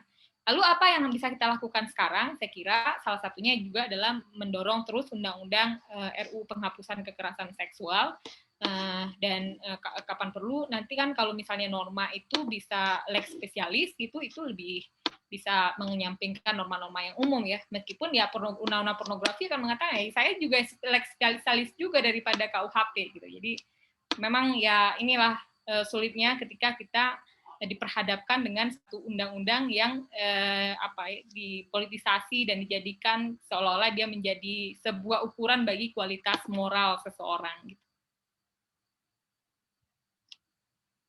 Oke, thank you Mbak. Mungkin sedikit tadi karena pernah ada yang nyinggung juga judicial review untuk saya dan beberapa teman-teman yang awam tentang hukum. Kalau JR itu bisa berkali-kali ya Mbak, atau hanya ada batasnya? Bisa berkali-kali sepanjang ininya berbeda ya. Tentu harus mencari batu pijakan, argumentasinya gitu berbeda. Dan undang-undang ini udah berkali-kali digugat, sudah berkali-kali dan di putusan nomor 42 itu kalau tidak salah saya itu malah ada 3 permohonan terpisah, tapi kemudian diputus dalam satu putusan. Sebetulnya banyak. Dan satu permohonan itu yang memohonkan banyak mewakili dari mana-mana, ada seniman, ada masyarakat adat, ada organisasi-organisasi maupun individu-individu. Jadi banyak sekali. Oke Mbak, mungkin kalau terkait dengan orang yang terdakwa gitu, orang yang didakwa di pengadilan dengan undang-undang ini, ada yang pernah bebas atau lepas nggak Mbak? Atau semuanya ini 100% terjerat semua? Majelis hakim mutusin terjerat saya mohon maaf belum bisa menjawab itu karena untuk itu harus dilakukan riset ya. Tapi sepanjang kasus-kasusnya menguak ke publik, saya rasanya belum ada satupun yang bebas ya. Mulai dari kasusnya Ariel, terus juga ada yang di Garut, ada sebenarnya banyak lagi kasus-kasus. Saya klik di direktori putusan Mahkamah Agung dengan kata kunci pornografi itu banyak keluar tuh. Cuma tadi saya sebenarnya berusaha untuk baca putusannya Ariel untuk diskusi ini, cuman saya nggak bisa temukan putusan Ariel di websitenya Mahkamah Agung. Yang ada itu adalah berkas penyebar Reza ya, siapa namanya saya lupa. Jadi di kasus Ariel itu ada 2 berkas, Ariel tersendiri, kemudian penyebar itu di berkas sendiri. Yang ada putusan penyebar. Sementara kita pengen tahu adalah putusan soal pembuat kan. Soal pembuat. Dan tapi ada satu saya ketemukan ringkasan putusannya Ariel di Mahkamah Agung. Jadi dia mengajukan kasasi. Cuman kalau dari ringkasan itu saya membaca, sayangnya Ariel tidak membawa kasus itu pada bahwa dia membuat untuk dirinya sendiri, tidak untuk dipublikasi. Jadi dia giring tidak di situ. Tapi dia menggiringnya pada bahwa perbuatan dia ini kan udah, jadi gini, jikapun Ariel yang ada di dalam video itu adalah dia, maka undang-undang pornografi nggak bisa dikenakan. Kenapa? Karena perbuatan itu kan pada tahun 2007, sekitar 2006-2007 didakwakan. Sementara undang-undang pornografi ini baru ada 2008. Sehingga dalam hukum, undang-undang tidak bisa berlaku surut. Sehingga undang-undang pornografi tidak bisa dikenakan pada perbuatan tahun 2007-2008 itu. Jadi arah dia menggiring di kasasi dari ringkasan yang saya baca ke situ. bukan pada bahwa dia membuat untuk dirinya sendiri. Jadi nggak ke situ ininya. Nah, mungkin kita perlu membaca berbagai putusan-putusan hakim ya yang memuat tentang kata membuat itu. Apakah ada nggak putusan-putusan yang menjerat terdakwa dengan pasal-pasal membuat itu untuk kepentingan pribadi apa tidak gitu. Nah, saya mohon maaf belum sempat membaca banyak putusan, tapi itu ada di apa namanya di websitenya Mahkamah Agung. Cuman yaitu saya tadi mencoba menemukan kasus Ariel nggak ketemu sama saya, dan beberapa kasus yang saya baca ternyata itu juga bukan ke situ arahnya. Jadi kita perlu baca lagi tuh. Dan itu gampang sebenarnya bisa dibaca di websitenya Mahkamah Agung. Oke, thank you Mbak Hera. Nah, apa namanya? Ada teman saya juga Renaldi nanya, nah kalau misalnya seandainya apa namanya case-nya adalah orang yang dia tanpa diketahui direkam, Mbak. Kan itu benar banyak kan kasus-kasusnya kan apa namanya ya orang-orang yang dia di tempat publik, terutama di ruang publik, misalnya apakah di toilet atau di tempat yang sepi gitu atau di rumah, bahkan di bangunan di penginapan yang dia direkam tanpa sepengetahuan orangnya, terus tiba-tiba konten itu tersebar, itu ini kan benar-benar 100% korban kan Mbak kalau kayak gitu Mbak. Itu gimana Mbak? Apakah itu bisa kena juga atau pernah ada kasus mereka nggak kena dan hanya perekamnya aja yang dijerat? Kalau itu kan susah ya, itu mau dimasukkan di mana? Jadi kalau pasal 4 itu kan dia atau ya, jadi dia bisa membuat atau menyebarkan. Yang rentan itu kan yang orang membuat untuk dokumen pribadi tapi nggak sengaja kesebar kan. Kalau itu kan konteksnya clear ya, dia nggak sama sekali nggak membuat gitu sehingga susah. Nah, yang sekarang itu sebenarnya dalam temuan LBH, mudah-mudahan sebentar lagi mau launching itu hasil penelitian tentang kekerasan seksual. Salah satu metode atau tipologi kasus yang berkembang sekarang itu tentang kekerasan seksual itu adalah kekerasan seksual berbasis online. Jadi banyak ya ibu-ibu rumah tangga yang nggak literasi medianya tidak kurang gitu ya. Itu misalnya berkenalan lewat Facebook, lewat WA, terus kemudian dirayu, ayo bikin video gitu. Tapi kan dia nggak tahu kalau videonya bisa direkam atau diapain, dia kan nggak tahu. Nah itu kemudian yang menjadi korban. Ada satu kasus malah begini, jadi seorang perempuan berkenalan dengan seorang laki-laki melalui Facebook, terus kemudian ada komunikasi, bikin video, ternyata si laki-laki ini beristri. Dia kemudian diancam oleh istrinya si laki-laki, malah diperas si perempuan ini dengan video-video itu. Dan satu sisi apakah dia pelaku di sini atau korban? Undang-undang pornografi juga bisa menjerat dia sebagai pelaku karena dia membuat dengan si laki-laki itu misalnya.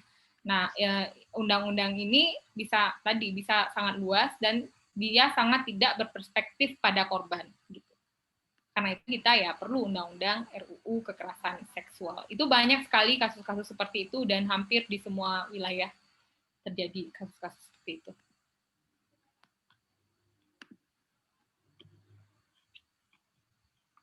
Oke, thank you Mbak. Mungkin Mbak Era bisa koreksi ya Kak. Saya waktu itu pernah baca juga kalau nggak salah satu kata di media, saya tadi lagi cari yang terkait dengan putusan Ariel itu, dia salah satunya dia kan dikenakan 2 tahun ya kalau nggak salah 2 tahun atau 2 tahun 6 bulan gitu, dan dari hakim dia bilang salah satunya adalah karena dia dianggap sebagai public figure gitu. Nah itu gimana itu Mbak? Apa dasar hukumnya dan apakah itu memang opini pribadi dari hakimnya aja atau memang karena dia public figure terus ada special case gitu? Ya di dalam putusan hakim itu namanya ada alasan-alasan yang memberatkan, ada alasan-alasan yang meringankan, kayak gitulah. Dan hakim kan memang punya hak untuk subjektivitas kan, soal keyakinan hakim itu kan sangat subjektif. gitu. Jadi ini tergantung cara berpikir hakim kan. Di kasusnya Ariel itu dia anggap sebagai makanya saya nggak baca putusan lengkap, tapi saya kira mungkin dia meletakkan itu di alasan yang memberatkan. Tapi ya untuk memastikannya kita mesti cek betul ke dalam putusannya. Ariel itu dikenakan pasal 4 kalau saya tidak salah. Pasal 4, tapi kita tidak tahu kategori apa. Apakah kategori membuat atau menyebarkan. Nah, ini yang kita perlu cek apakah dia kena pasal 4, tapi kan pasal 4 itu dia alternatif kan, membuat atau menyebarkan atau apa. Ariel kena di mana? Itu kita mesti lihat di uraian dakwaan jaksanya seperti apa sama putusan hakimnya seperti apa. Karena kalau menyebarkan harusnya dia nggak kena kan? Nah, jadi yang dibangun oleh, tadi seperti yang saya bilang, yang dibangun argumentasinya oleh jaksa, dia membuat dan lalai sehingga itu tersebar. Okay. Apa bentuk kelalaiannya dia adalah dengan menyalin video itu ke hard disk. Gitu. Jadi karena dia lalai, dianggap dia sebagai salah satu dalam tanda kutip komplotannya juga gitu. Betul, itu dianggap dia lalai sehingga itu kesebar gitu. Jadi, itu yang tadi saya analogikan kalau orang mencuri handphone kita, apakah yang disalahkan adalah orang yang handphonenya hilang. Di luar negeri handphone orang ketinggalan di ruang publik 3 jam kemudian handphonenya masih ada, gitu kan? Iya dan itu apa namanya? Iya benar kayak tadi Mbak Era sampaikan, itu bahaya banget kalau misalnya bisa ditafsirkan seperti itu gitu kan. Betul. Dan siapa yang paling rentan sekarang dengan situasi hari ini? Aktivis, jurnalis ya yang kritis lah ya. Saya kira itu juga semakin rentan juga. Kenapa? Karena sekarang kan rawan ada peretasan. Dibobol akunnya segala macam, terus video-videonya diambil. Dan sekarang kan misalnya transaksi online pun nomor kita udah langsung ketahuan kan oleh yang kita nggak tahu gimana, saya nggak tahu tuh teknis teknologinya kayak gimana, tapi intinya bahwa memang benar-benar udah nggak ada keamanan terhadap data di Indonesia, berbahaya gitu, dan itu juga rentan dia kena undang-undang pornografi. Kalau di handphonenya misalnya menyimpan satu gambar apa gitu ya, dan dia bukan menyebarkan tapi dia diretas misalnya, ya bisa aja dikriminalisasi dengan undang-undang pornografi yang penafsirannya bisa sangat luas. Oke, thank you Mbak Era. Nah, ini mungkin tadi sempat saya bahas juga, sempat dibahas juga di sebelumnya dari Nings, kalau itu masalahnya opini atau argumentasi apa yang harus kita dorong terkait dengan terkait untuk menolak undang-undang ini. Kalau misalnya argumennya, mungkin kalau saya pribadi ya, mungkin pengalaman dari ngobrol dengan beberapa teman, ya kalau misalnya kita pakai argumennya kebebasan sipil misalnya, ya itu kan banyak orang yang nggak percaya sama konsep itu, istilah gitu Mbak ya. Yeah. It's not our values, itu kata mereka gitu. Nah ini kan yang tricky juga nih Mbak, kita untuk teman-teman organisasi gerakan sipil ketika mengadvokasi kebebasan sipil, whatever it is gitu, karena mungkin dalam hal ini diskusi ini undang-undang pornografi atau mungkin aspek yang lain, kebebasan beragama dan lain-lain, itu tricky-nya kan di situ ketika nggak bisa mungkin kita belum menemukan frame yang bagus untuk menyampaikan, bukan yang bagus yang mungkin bisa diterima sama banyak orang, sehingga ya udah nggak match jadi akhirnya dengan publik. Ya, kita mungkin perlu banyak mendengar juga ya kelompok-kelompok milenial ya. Saya kira mereka memproduksi bahasanya sendiri yang lebih mudah dipahami oleh publik. Saya ingat betul ketika aksi reformasi di korupsi kan banyak banget tuh poster-poster yang dibuat oleh mahasiswa kelompok milenial ya dengan gayanya sendiri. Saya kira mereka punya caranya sendiri. Jadi kalau ditanya, kita mungkin mesti belajar juga ya pada mereka bagaimana menemukan satu cara supaya komunikasinya agak buntu. Kita selalu dibuntukan dengan tadi persoalan seolah-olah kita kalau menolak pornografi ya berarti mendukung pornografi gitu, menolak menolak membuat video berarti seolah-olah kita diasosiasikan berarti dia kerjanya bikin video tuh. Jadi ya itu harus dicari. Memang saya setuju Mas Haikal, tapi kalau ditanya saya sendiri juga sebenarnya pengen belajar dari kelompok kalangan milenial ya, karena menurut saya banyak banget produksi-produksi bahasanya dia, sehingga komunikasinya menjadi sangat efektif. Kayak misalnya waktu itu soal kritik mereka terhadap RKUHP, RUU kekerasan seksual yang bermunculan di reformasi di korupsi gitu. Mungkin kita perlu mendengar banyak pendapat ya dari berbagai kalangan. Seniman juga mungkin punya caranya sendiri ya untuk bagaimana mengkomunikasikan gagasan-gagasan penolakan itu. Gitu. Iya Mbak, dan mungkin kalau terkait dengan ini kan UU-nya undang anti pornografi dan porno aksi ya. Iya. Nah, yang porno aksinya mungkin kurang dalam diskursus UU APP ini lebih banyak fokus yang ke aspek pornografi, terutama karena kita sekarang di era digital kan, Mbak. Yang kalau yang porno aksinya itu sendiri itu juga masih batasnya juga nggak jelas juga kan, Mbak. Hampir sama kayak yang pornografi. Kalau misalnya orang di katakanlah misalnya di klub atau di mana gitu kan, nah itu bisa kena atau enggak gitu. Ya, sebetulnya dulu di Undang-Undang Pornografi awalnya kan judulnya adalah pornografi dan porno aksi. Terus kemudian penolakan dari segala macam kalangan kan, sehingga ada kompromis lah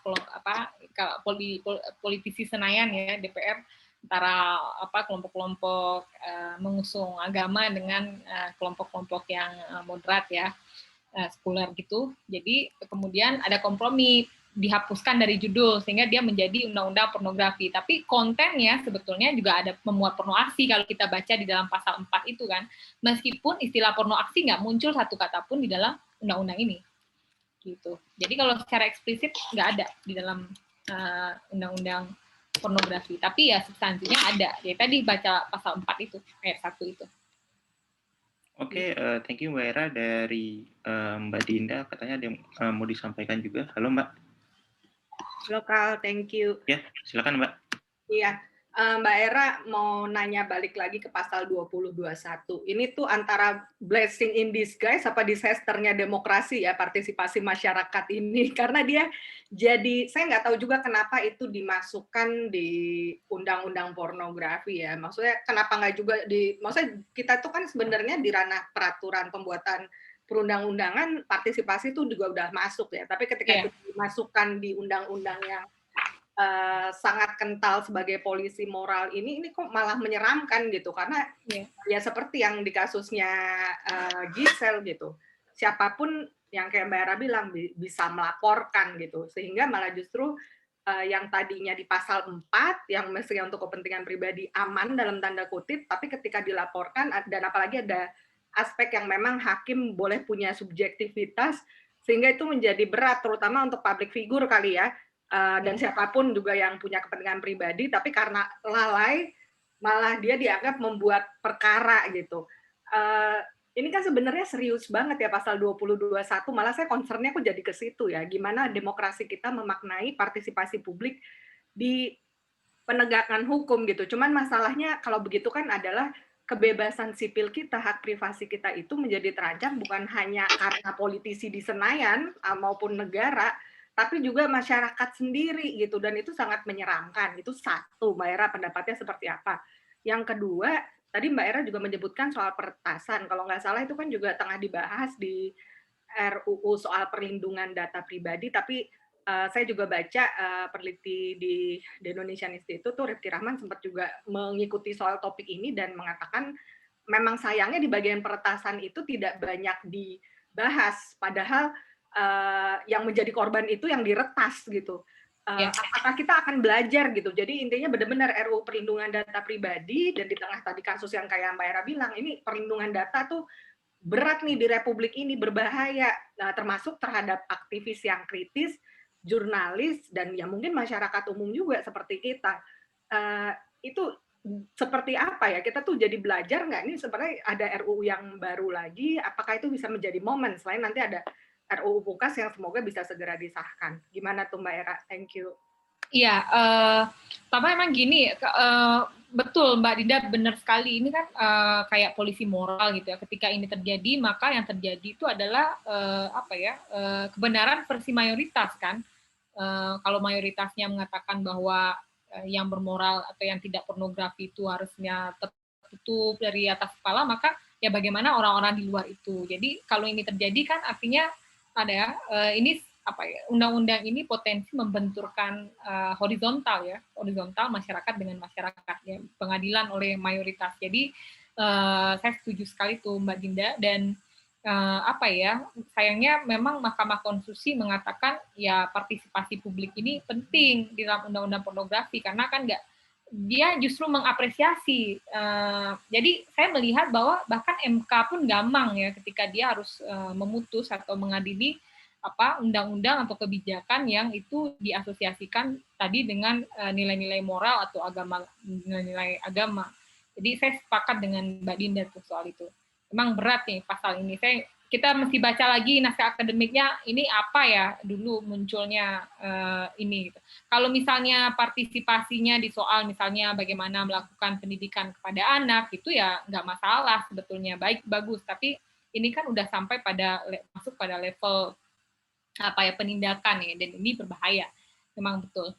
Nah di peretasan itu sebetulnya di Undang-Undang ITE ada pasal peretasan, dan pasal ini kan yang kita pakai untuk melaporkan ketika Tempo, ketika Tirto dilaporkan, dan kita sebetulnya mendorong korban-korban peretasan itu untuk melapor, termasuk dulu kasusnya Raffio yang diretas WhatsApp-nya kan kita juga melapor. Tapi begini juga, ketika orang melaporkan, orang berpikir dua kali ketika melaporkan ke polisi. Kenapa? Karena ketika Anda melapor, maka polisi akan meminta bukti-bukti. Ketika dia meminta bukti-bukti, maka dia akan meminta akses kepada website Anda atau perangkat Anda yang Anda gunakan. Contoh, kalau misalnya Mbak Dinda kena retas, atau Mbak Dinda kena retas, retasnya handphone, maka polisi akan meminta akses ke handphone kita. Nah, untuk aktivis kan ini berbahaya. Dia nggak ada jaminan bahwa dia nggak akan mengakses data lain-lain. Syukur-syukur kalau nggak ada tadi foto-foto yang sesuai dengan pasal 4. Kalau ada, kita nanti bisa dikriminalisasi lagi dengan pasal 4 gitu. Karena itu banyak orang yang berpikir dua kali ketika mau melaporkan kasus-kasus peretasan. Itu satu. Yang kedua, kalaupun misalnya kita laporkan kasus peretasan, sampai sekarang kan juga tidak ada mekanisme efektif, karena sepengetahuan saya tidak ada satupun peretasan yang ada hubungannya dengan kasus-kasus politik itu diproses secara hukum. Yang ada ya kalau diretas misalnya banknya rekeningnya diretas gitu kan, itu banyak pasal itu digunakan. Tapi kalau kasus-kasus peretasan dalam hubungannya dengan kebebasan berekspresi, menyampaikan kritik, pengetahuan saya melihat websitenya Mahkamah Agung, melihat putusan-putusan, tidak menemukan satupun putusan soal itu, dan beberapa kasus yang kita dampingi, misalnya peretasan Tempo, Tirto, Raffio, sampai sekarang juga nggak jelas prosesnya. Dan apa yang perlu kita lakukan, saya pikir kita memang perlu beramai-ramai untuk mengusung undang-undang soal data itu ya, privasi, terus kemudian ya tadi mendukung RUU kekerasan seksual, penghapusan kekerasan seksual untuk untuk perlindungan terhadap korban-korban, terutama ya tidak hanya perempuan, tapi kan yang paling rentan adalah perempuan.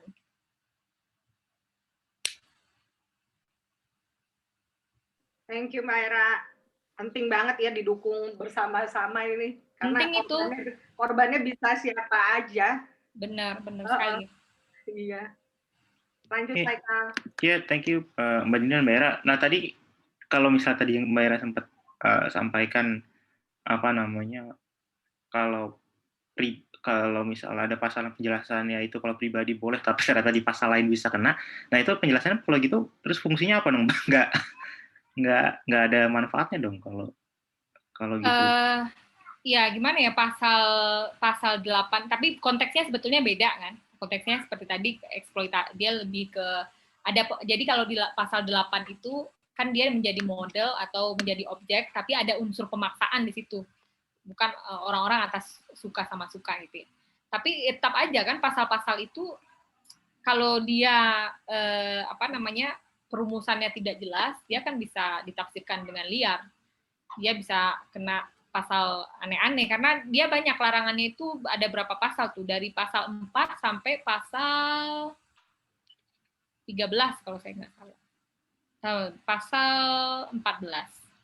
Dari pasal 4 sampai pasal 14 itu yang mengatur tentang apa-apa aja perbuatan yang dilarang. Jadi banyak pasal-pasal, dan pengecualian tentang pribadi itu hanya ada di dalam pasal 4 dan pasal 6. Undang-Undang Pornografi. Pasal 6 itu bunyinya begini, setiap orang dilarang memperdengarkan, mempertontonkan, memanfaatkan, memiliki, dan atau menyimpan produk pornografi sebagaimana dimaksud pada pasal 4 ayat 1, kecuali yang diberikan kewenangan oleh peraturan perundang-undangan. Nah, ini yang tadi Haikal tanya nih, tentang kalau ada lembaga yang berwenang gitu ya, itu gimana gitu.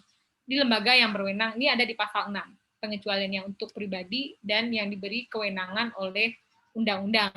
Siapa itu yang diberikan kewenangan itu menurut maksud undang-undang ini? Nah, yang dimaksud diberi kewenangan itu adalah misal lembaga yang diberi kewenangan menyensor film. Berarti kan kayak lembaga sensor ya. Lembaga yang mengawasi penyiaran. Lembaga penegak hukum.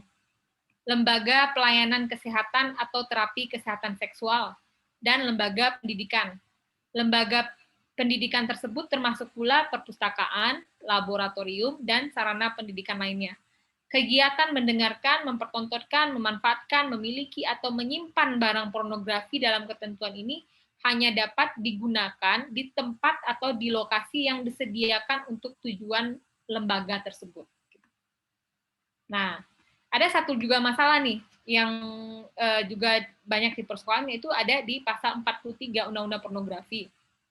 Pasal 43 itu bilang begini, pada saat undang-undang ini berlaku, artinya dalam waktu paling lama 1 bulan, setiap orang yang memiliki atau menyimpan produk pornografi sebagaimana dimaksud pasal 4 ayat 1 harus memusnahkan sendiri atau menyerahkan pada pihak yang berwajib untuk dimusnahkan. Nah, ini yang kontradiktif.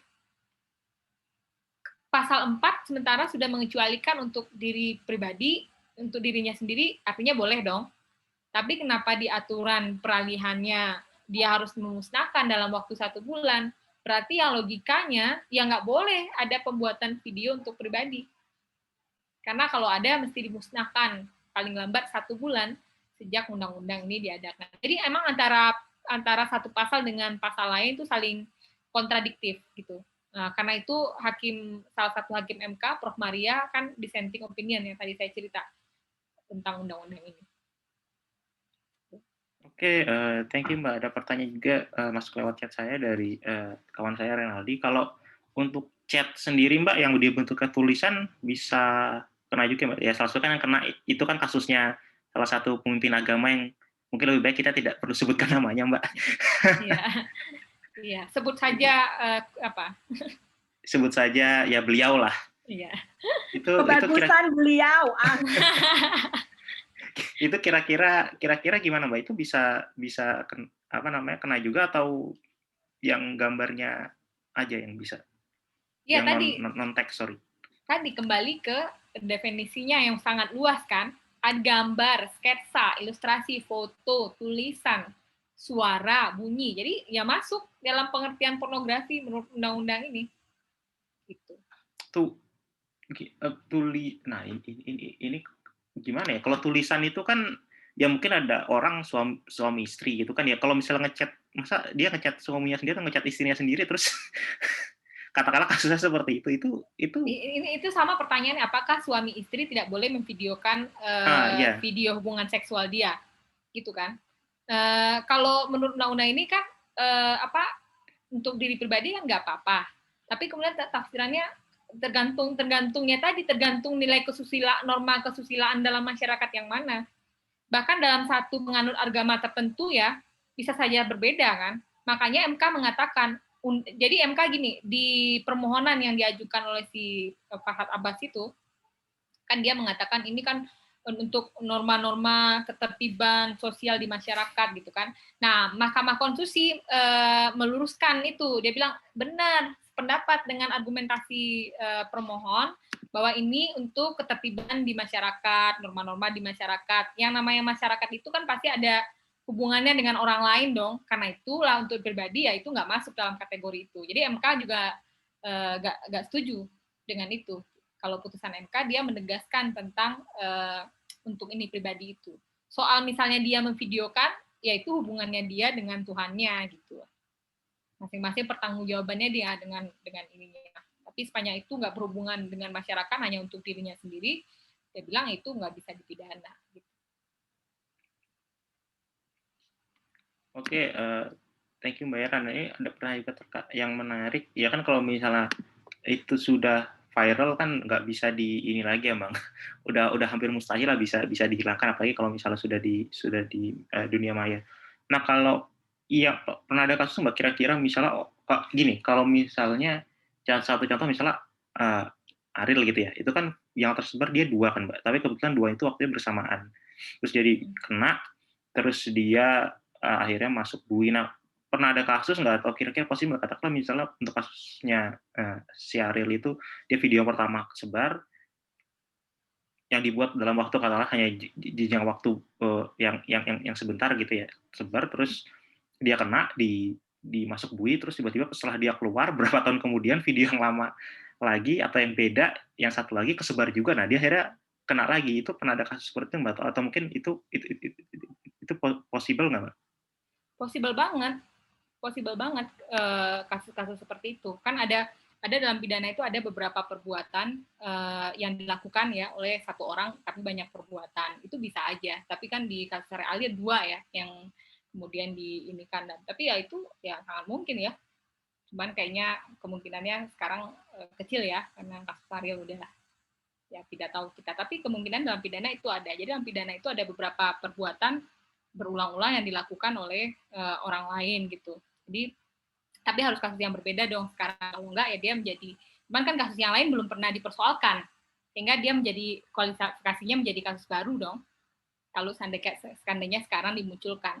Yang misalnya di publik sekarang dia banyak itu kan spekulasi publik. Secara hukum kan itu nggak pernah dianggap tidak pernah ada kasus. Secara hukum kan dianggap itu nggak pernah ada kasus kecuali misalnya kasusnya Luna dibongkar lagi itu nggak bisa karena itu udah pernah dibongkar. Tapi kalau kasus-kasus yang lain sejauh yang saya ikuti sekarang kan itu hanya spekulasi di publik kan, yang di penegakan hukum kan itu nggak ada. Tadi juga saya keinget yang pertanyaannya Mbak Dinda ya soal bisa nggak sih orang dikenakan dengan dia kena undang-undang pornografi, kena juga undang-undang ITE, kena juga bisa aja. Yaitu suka-sukanya jaksa. Jaksa itu dalam mendakwa orang bisa macam-macam bentuknya. Kalau dia yakin banget kalau ini si A ini pasti kena pasal 4 nih, pasti dia akan mendakwakan secara tunggal. Kalau dia yakin banget ini pokoknya asli inilah perkaranya. Tapi kalau misalnya dia nggak yakin-yakin amat ya dia akan mungkin semua unsur-unsur yang kira-kira menurut dia nyambung dia bisa masukin semua. Bisa aja dalam perumusan nanti itu ada mana yang hukumannya paling tinggi, nanti itu yang dia akan jadikan dakwaan pertama gitu. Jadi bisa aja Mbak Dinda, dia bisa didakwa juga dengan KUHP, bisa juga dengan undang-undang pornografi, bisa juga dengan undang-undang ITE. Sangat mungkin. Oke, thank you Mbak Era. Ini ada lewat chat dari Renaldi lagi. Nah ini ada kadaluarsanya nggak nih Mbak? Ini kontennya dibuatnya harus mungkin berapa bulan atau berapa tahun lalu ya. Atau nggak ada ini ya, nggak ada masa. Jadi mau dibuatnya 20 tahun yang lalu juga ya. Di undang-undang pornografi nggak ada. Nggak ada sejak ini disahkan atau nggak ada sampai katakanlah 20 tahun yang lalu gitu. Kalau 20 tahun lalu kan berarti undang-undang ini belum ada, karena itu berlaku surut dong kalau misalnya kayak gitu. Atau memang nggak ada kadaluarsanya sejak ini diketok palu undang-undangnya disahkan. Kalau di undang-undang pornografi nggak ada, tapi di di KUHP itu ada pasal yang mengatur tentang daluarsa. Nanti kita bisa cek lagi di KUHP untuk pasal-pasal apa aja, tindak pidana apa yang jadi daluarsanya seperti apa. Tapi kalau di undang-undang pornografi nggak ada. Tapi kan kalau dia nggak diatur, dia bisa merujuk pada aturan generalnya di dalam KUHP ya sebagai ketentuan umum. Kalau undang-undang pornografi dan khususnya mengatur pornografi, sama kayak undang-undang ITE khususnya undang-undang ITE, tapi umumnya tetap di KUHP. Jadi so far di undang-undang ini nggak ada masa. Nggak ada. Yang ada itu adalah pasal 43 itu ya soal memusnahkan ya semua video-video itu 1 bulan, paling lambat 1 bulan sejak undang-undang disahkan. Jadi kalau pakai logika pasal 43 seharusnya nggak boleh ada pembuatan video termasuk untuk kepentingan pribadi kalau pakai logika pasal 43. Oke, Mbak.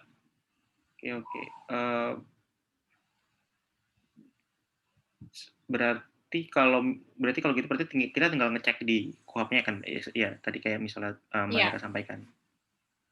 Karena itu yang apa namanya, yang umumnya. Ya.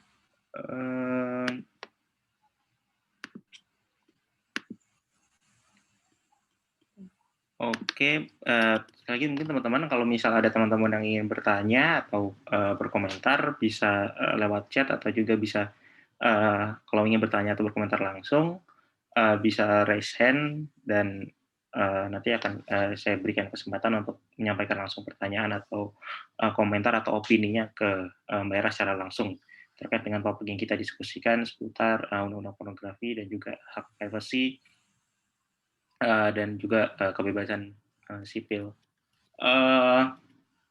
Nah ini mungkin yang pertanyaan lainnya kalau nah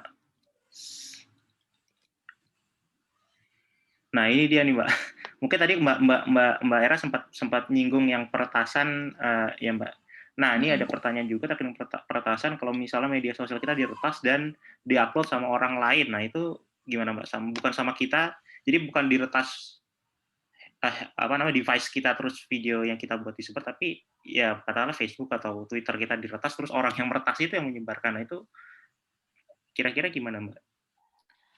Ya, tadi yang Mbak bilang kan, ini kan tentang penafsiran yang begitu luas. Misal begini, apakah ketika kita mengupload ke Facebook, misalnya begini, Facebook itu ruang publik atau ruang privat gitu. Kalau misalnya dia dikunci, dia menjadi ruang privat harusnya kan. Kalau dia dibuka, maka dia menjadi ruang publik gitu. Nah, harusnya ketika orang misalnya anggaplah ya dia ngirim menyimpan foto seksinya misalnya pakaian minim di Facebook, tapi Facebook dia terkunci atau di IG-nya terkunci gitu. Harusnya itu jadi ruang privat dia kan. Tapi ya itu tergantung penafsiran penegak hukum, bisa aja bilang ketika mengapain harus upload ke IG, ke Instagram. Itu kan media sosial itu berarti Anda menyebarkan. Jadi dia bisa kena soal penyebaran gitu. Sekali lagi undang-undang ini tidak memiliki perspektif terhadap keberpihakan kepada korban gitu.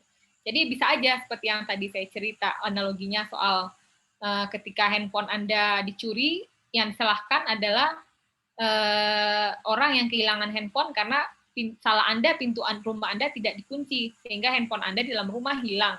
Karena handphone Anda hilang, maka video-video yang ada di handphone itu tersebar. Yang disalahkan bisa saja orang yang ini handphonenya kan, karena itu tidak dikunci. Analogi sederhananya di situ. Sama juga dengan peretasan atau dengan tadi kenapa Anda mengupload itu di ini Anda di IG, meskipun IG itu mungkin privat nggak dibuka misalnya, dikunci atau Facebooknya dikunci gitu. Tetap aja penafsirannya itu ruang publik. Saya pernah punya kasus seperti itu dengan konteks kasus yang berbeda ya. Waktu itu teman-teman kalau ingat itu kasus waktu itu Alexander Ang kalau nggak salah ya, yang dia sebenarnya mendiskusikan pemikiran soal ateisme. Terus kemudian dia bikin di salah satu grup, tapi grup itu tidak terbuka gitu. Nah pertanyaannya, grup tertutup itu ruang privat atau itu ruang publik? Gitu. Ya itu tergantung selera penegak hukum. Gitu. Dalam praktiknya ya itu juga sering dianggap sebagai ruang publik. Oke, thank you Mbak Era. Mungkin karena kita udah masuk 25.5, untuk pertanyaan terakhir akan saya berikan ke Mbak Dinda. Katanya ada pertanyaan terakhir. Halo Mbak Dinda. Ya, thank Oke, you Kak. dipersilakan Mbak. Mbak Era nanya lagi dong, karena tadi selalu mengarah ke subjektivitas hakim sama selera penegak hukum. Sebenarnya mesti dibagaimanain ya advokasinya terhadap penegak hukum kita, karena taruhlah mungkin tidak selalu mudah juga untuk berhadapan dengan proses legislasi yang penuh dengan politicking ya, karena itu prosesnya demikian. Tapi kan kita tetap berjuang di masyarakat sipil. Nah, yang perlu dibenahi bukannya juga digital literasinya penegak hukum ya. Mereka juga biar tahu bukan hanya dari sisi teknis atau unsur-unsur tertentu kepidanaan, tapi yaitu seperti judul diskusi forum kebebasan malam ini gitu. Jadi mereka juga paham ada perspektif korban, ada masalah juga ya subjektivitas, multitafsir, lalu apalagi tadi ya banyak hal gitu, ada data pribadi, kenapa orang yang menjadi korban malah dijadikan dipidanakan. Jadi itu kan sebenarnya mengkhawatirkan, sementara ibaratnya ketok palunya tuh ada di mereka, tapi ketika mereka tidak memiliki perspektif itu, sementara saya pikir kalau mengikuti perkembangannya kan nggak kurang-kurang lah desakan dari masyarakat sipil dengan beragam argumen yang cukup clear gitu soal ini. Jadi saya pikir digital literasi dan kesadaran ya soal kebebasan sipil itu yang mestinya perlu mereka pahami. Kalau tidak kita akan selalu terkunci nih Mbak Era dengan hal seperti ini, advokasi di satu sisi, tapi begitu di penegakan hukumnya ambiar gitu loh. Iya, benar. Mbak Dinda itu masih berpikir sangat positive thinking ya terhadap penegakan hukum ya. Jadi persoalannya adalah Mbak Dinda melihat masih ada soal perspektif yang tidak seragam oleh penegak hukum, misalnya perspektif soal anak, perspektif memandang korban atau perempuan sebagai korban seperti apa, itu masih sangat positive thinking malah Mbak Dinda. Apalagi kalau penegakan hukum yang sudah bercampur dengan motif-motif politis ya. Nah itu tidak bisa kita pandang hanya sebatas ini persoalannya ada di level pemahaman, tapi juga karena ada muatan politis kan. Artinya mereka sebetulnya tahu, tetapi karena ini adalah instrumen legal yang sangat bisa dipakai untuk membatasi ekspresi orang, maka ini digunakan. Dan itu sambung dengan temuan-temuan berbagai lembaga termasuk LBH kan. Tahun 2019 itu kan ada temuan akhir tahun LBH mengatakan kalau kebebasan kasus-kasus kebebasan penangkapan, penahanan, kriminalisasi itu paling banyak terjadi pada soal-soal kebebasan berekspresi. Nah, kalau kebebasan berekspresi yang ada hubungannya dengan demokrasi, misalnya mengajukan kritik dan lain-lain. Tapi tadi di level yang pertama, Mbak Dida bilang memang ada persoalan juga perspektif penegak hukum yang masih tidak seragam ya, soal tidak memiliki perspektif soal korban perempuan. Bahkan kalau misalnya kita menangani kasus-kasus anak saja di kepolisian misalnya ya, itu kalau misalnya jadi pernah ada satu kasus anak atlet masih anak-anak, dia menjadi korban pencabulan oleh pelatihnya selama beberapa tahun. Terus ketika dia melaporkan, karena dia hanya senyum-senyum kepada penyidik bilang, tuh kan memang genit gitu, karena genit makanya dia. Jadi selalu yang disalahkan korban. Dan dia tidak memiliki perspektif anak, padahal secara psikologis ya itu harus dilihat sebagai dampak psikologis terhadap anak korban kekerasan seksual atau korban pencabulan. Tapi ya betul Mbak Dida bilang tadi, karena polisi tidak memiliki pemahaman yang cukup tentang perspektif korban, tentang perspektif anak, perempuan, sehingga ya kejadiannya kayak gitu. Ditambah lagi dengan instrumen legal kayak undang-undang pornografi yang multitafsir, sehingga dia bisa ditafsirkan secara liar, yang itu berpotensi memunculkan kesewenang-wenangan oleh penegak hukum. Kalau kesewenang-wenangan terjadi, maka yang diserang adalah kebebasan pribadi dan privasi orang.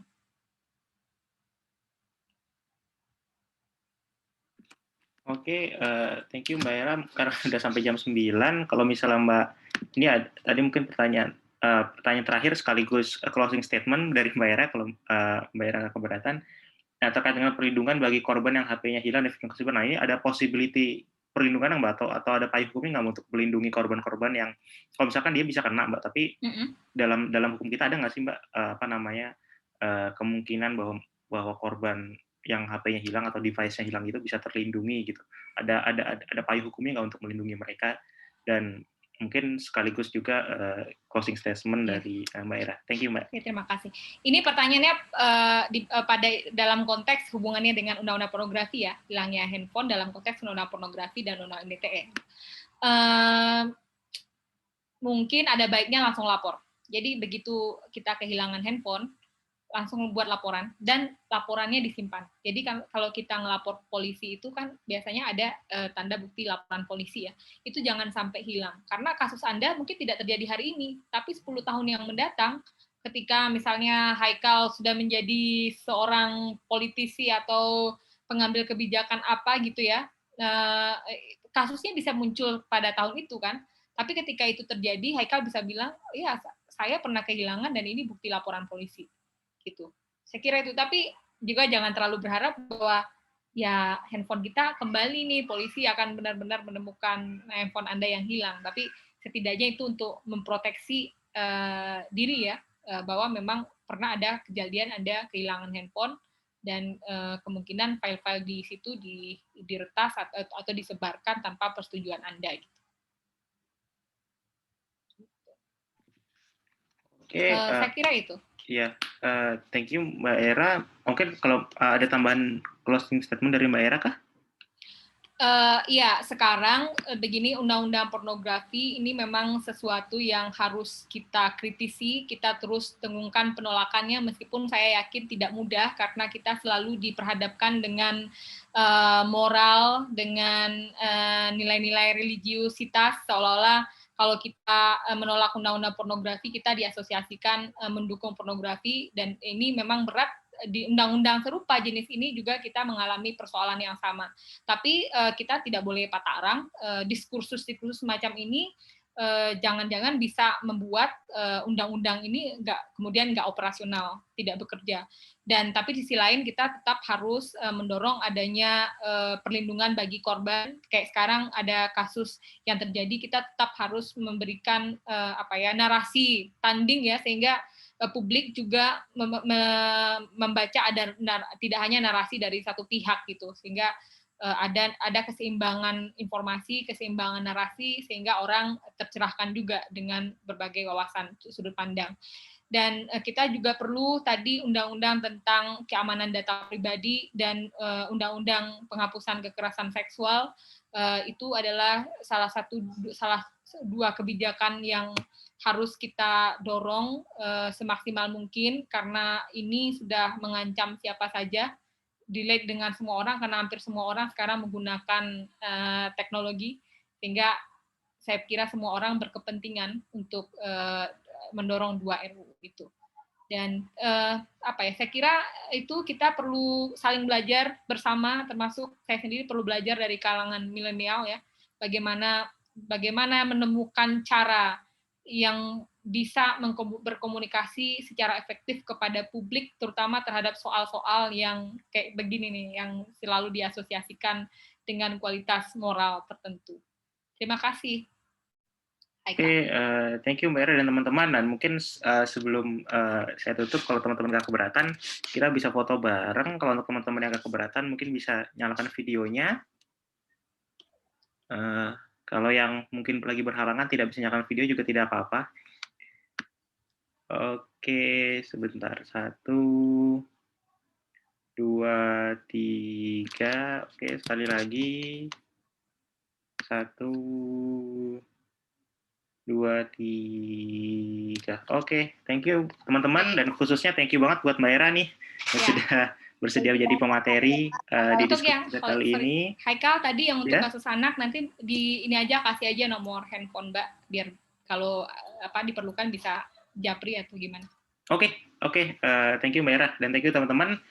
Diskusi kita biasanya kita lakukan tiap hari Jumat, 2 minggu sekali, dan pasti kita akan selalu share di media sosial kita. Untuk diskusi selanjutnya dan tema-tema yang akan dibahas selanjutnya bisa teman-teman lihat nanti di medsos kita di Suara Kebebasan, Facebook page kita atau @Suara Kebebasan di Instagram, @bebas.id di Twitter, dan juga kita juga ada account Line untuk teman-teman yang pakai Line official account, kita akan sebar juga di sana.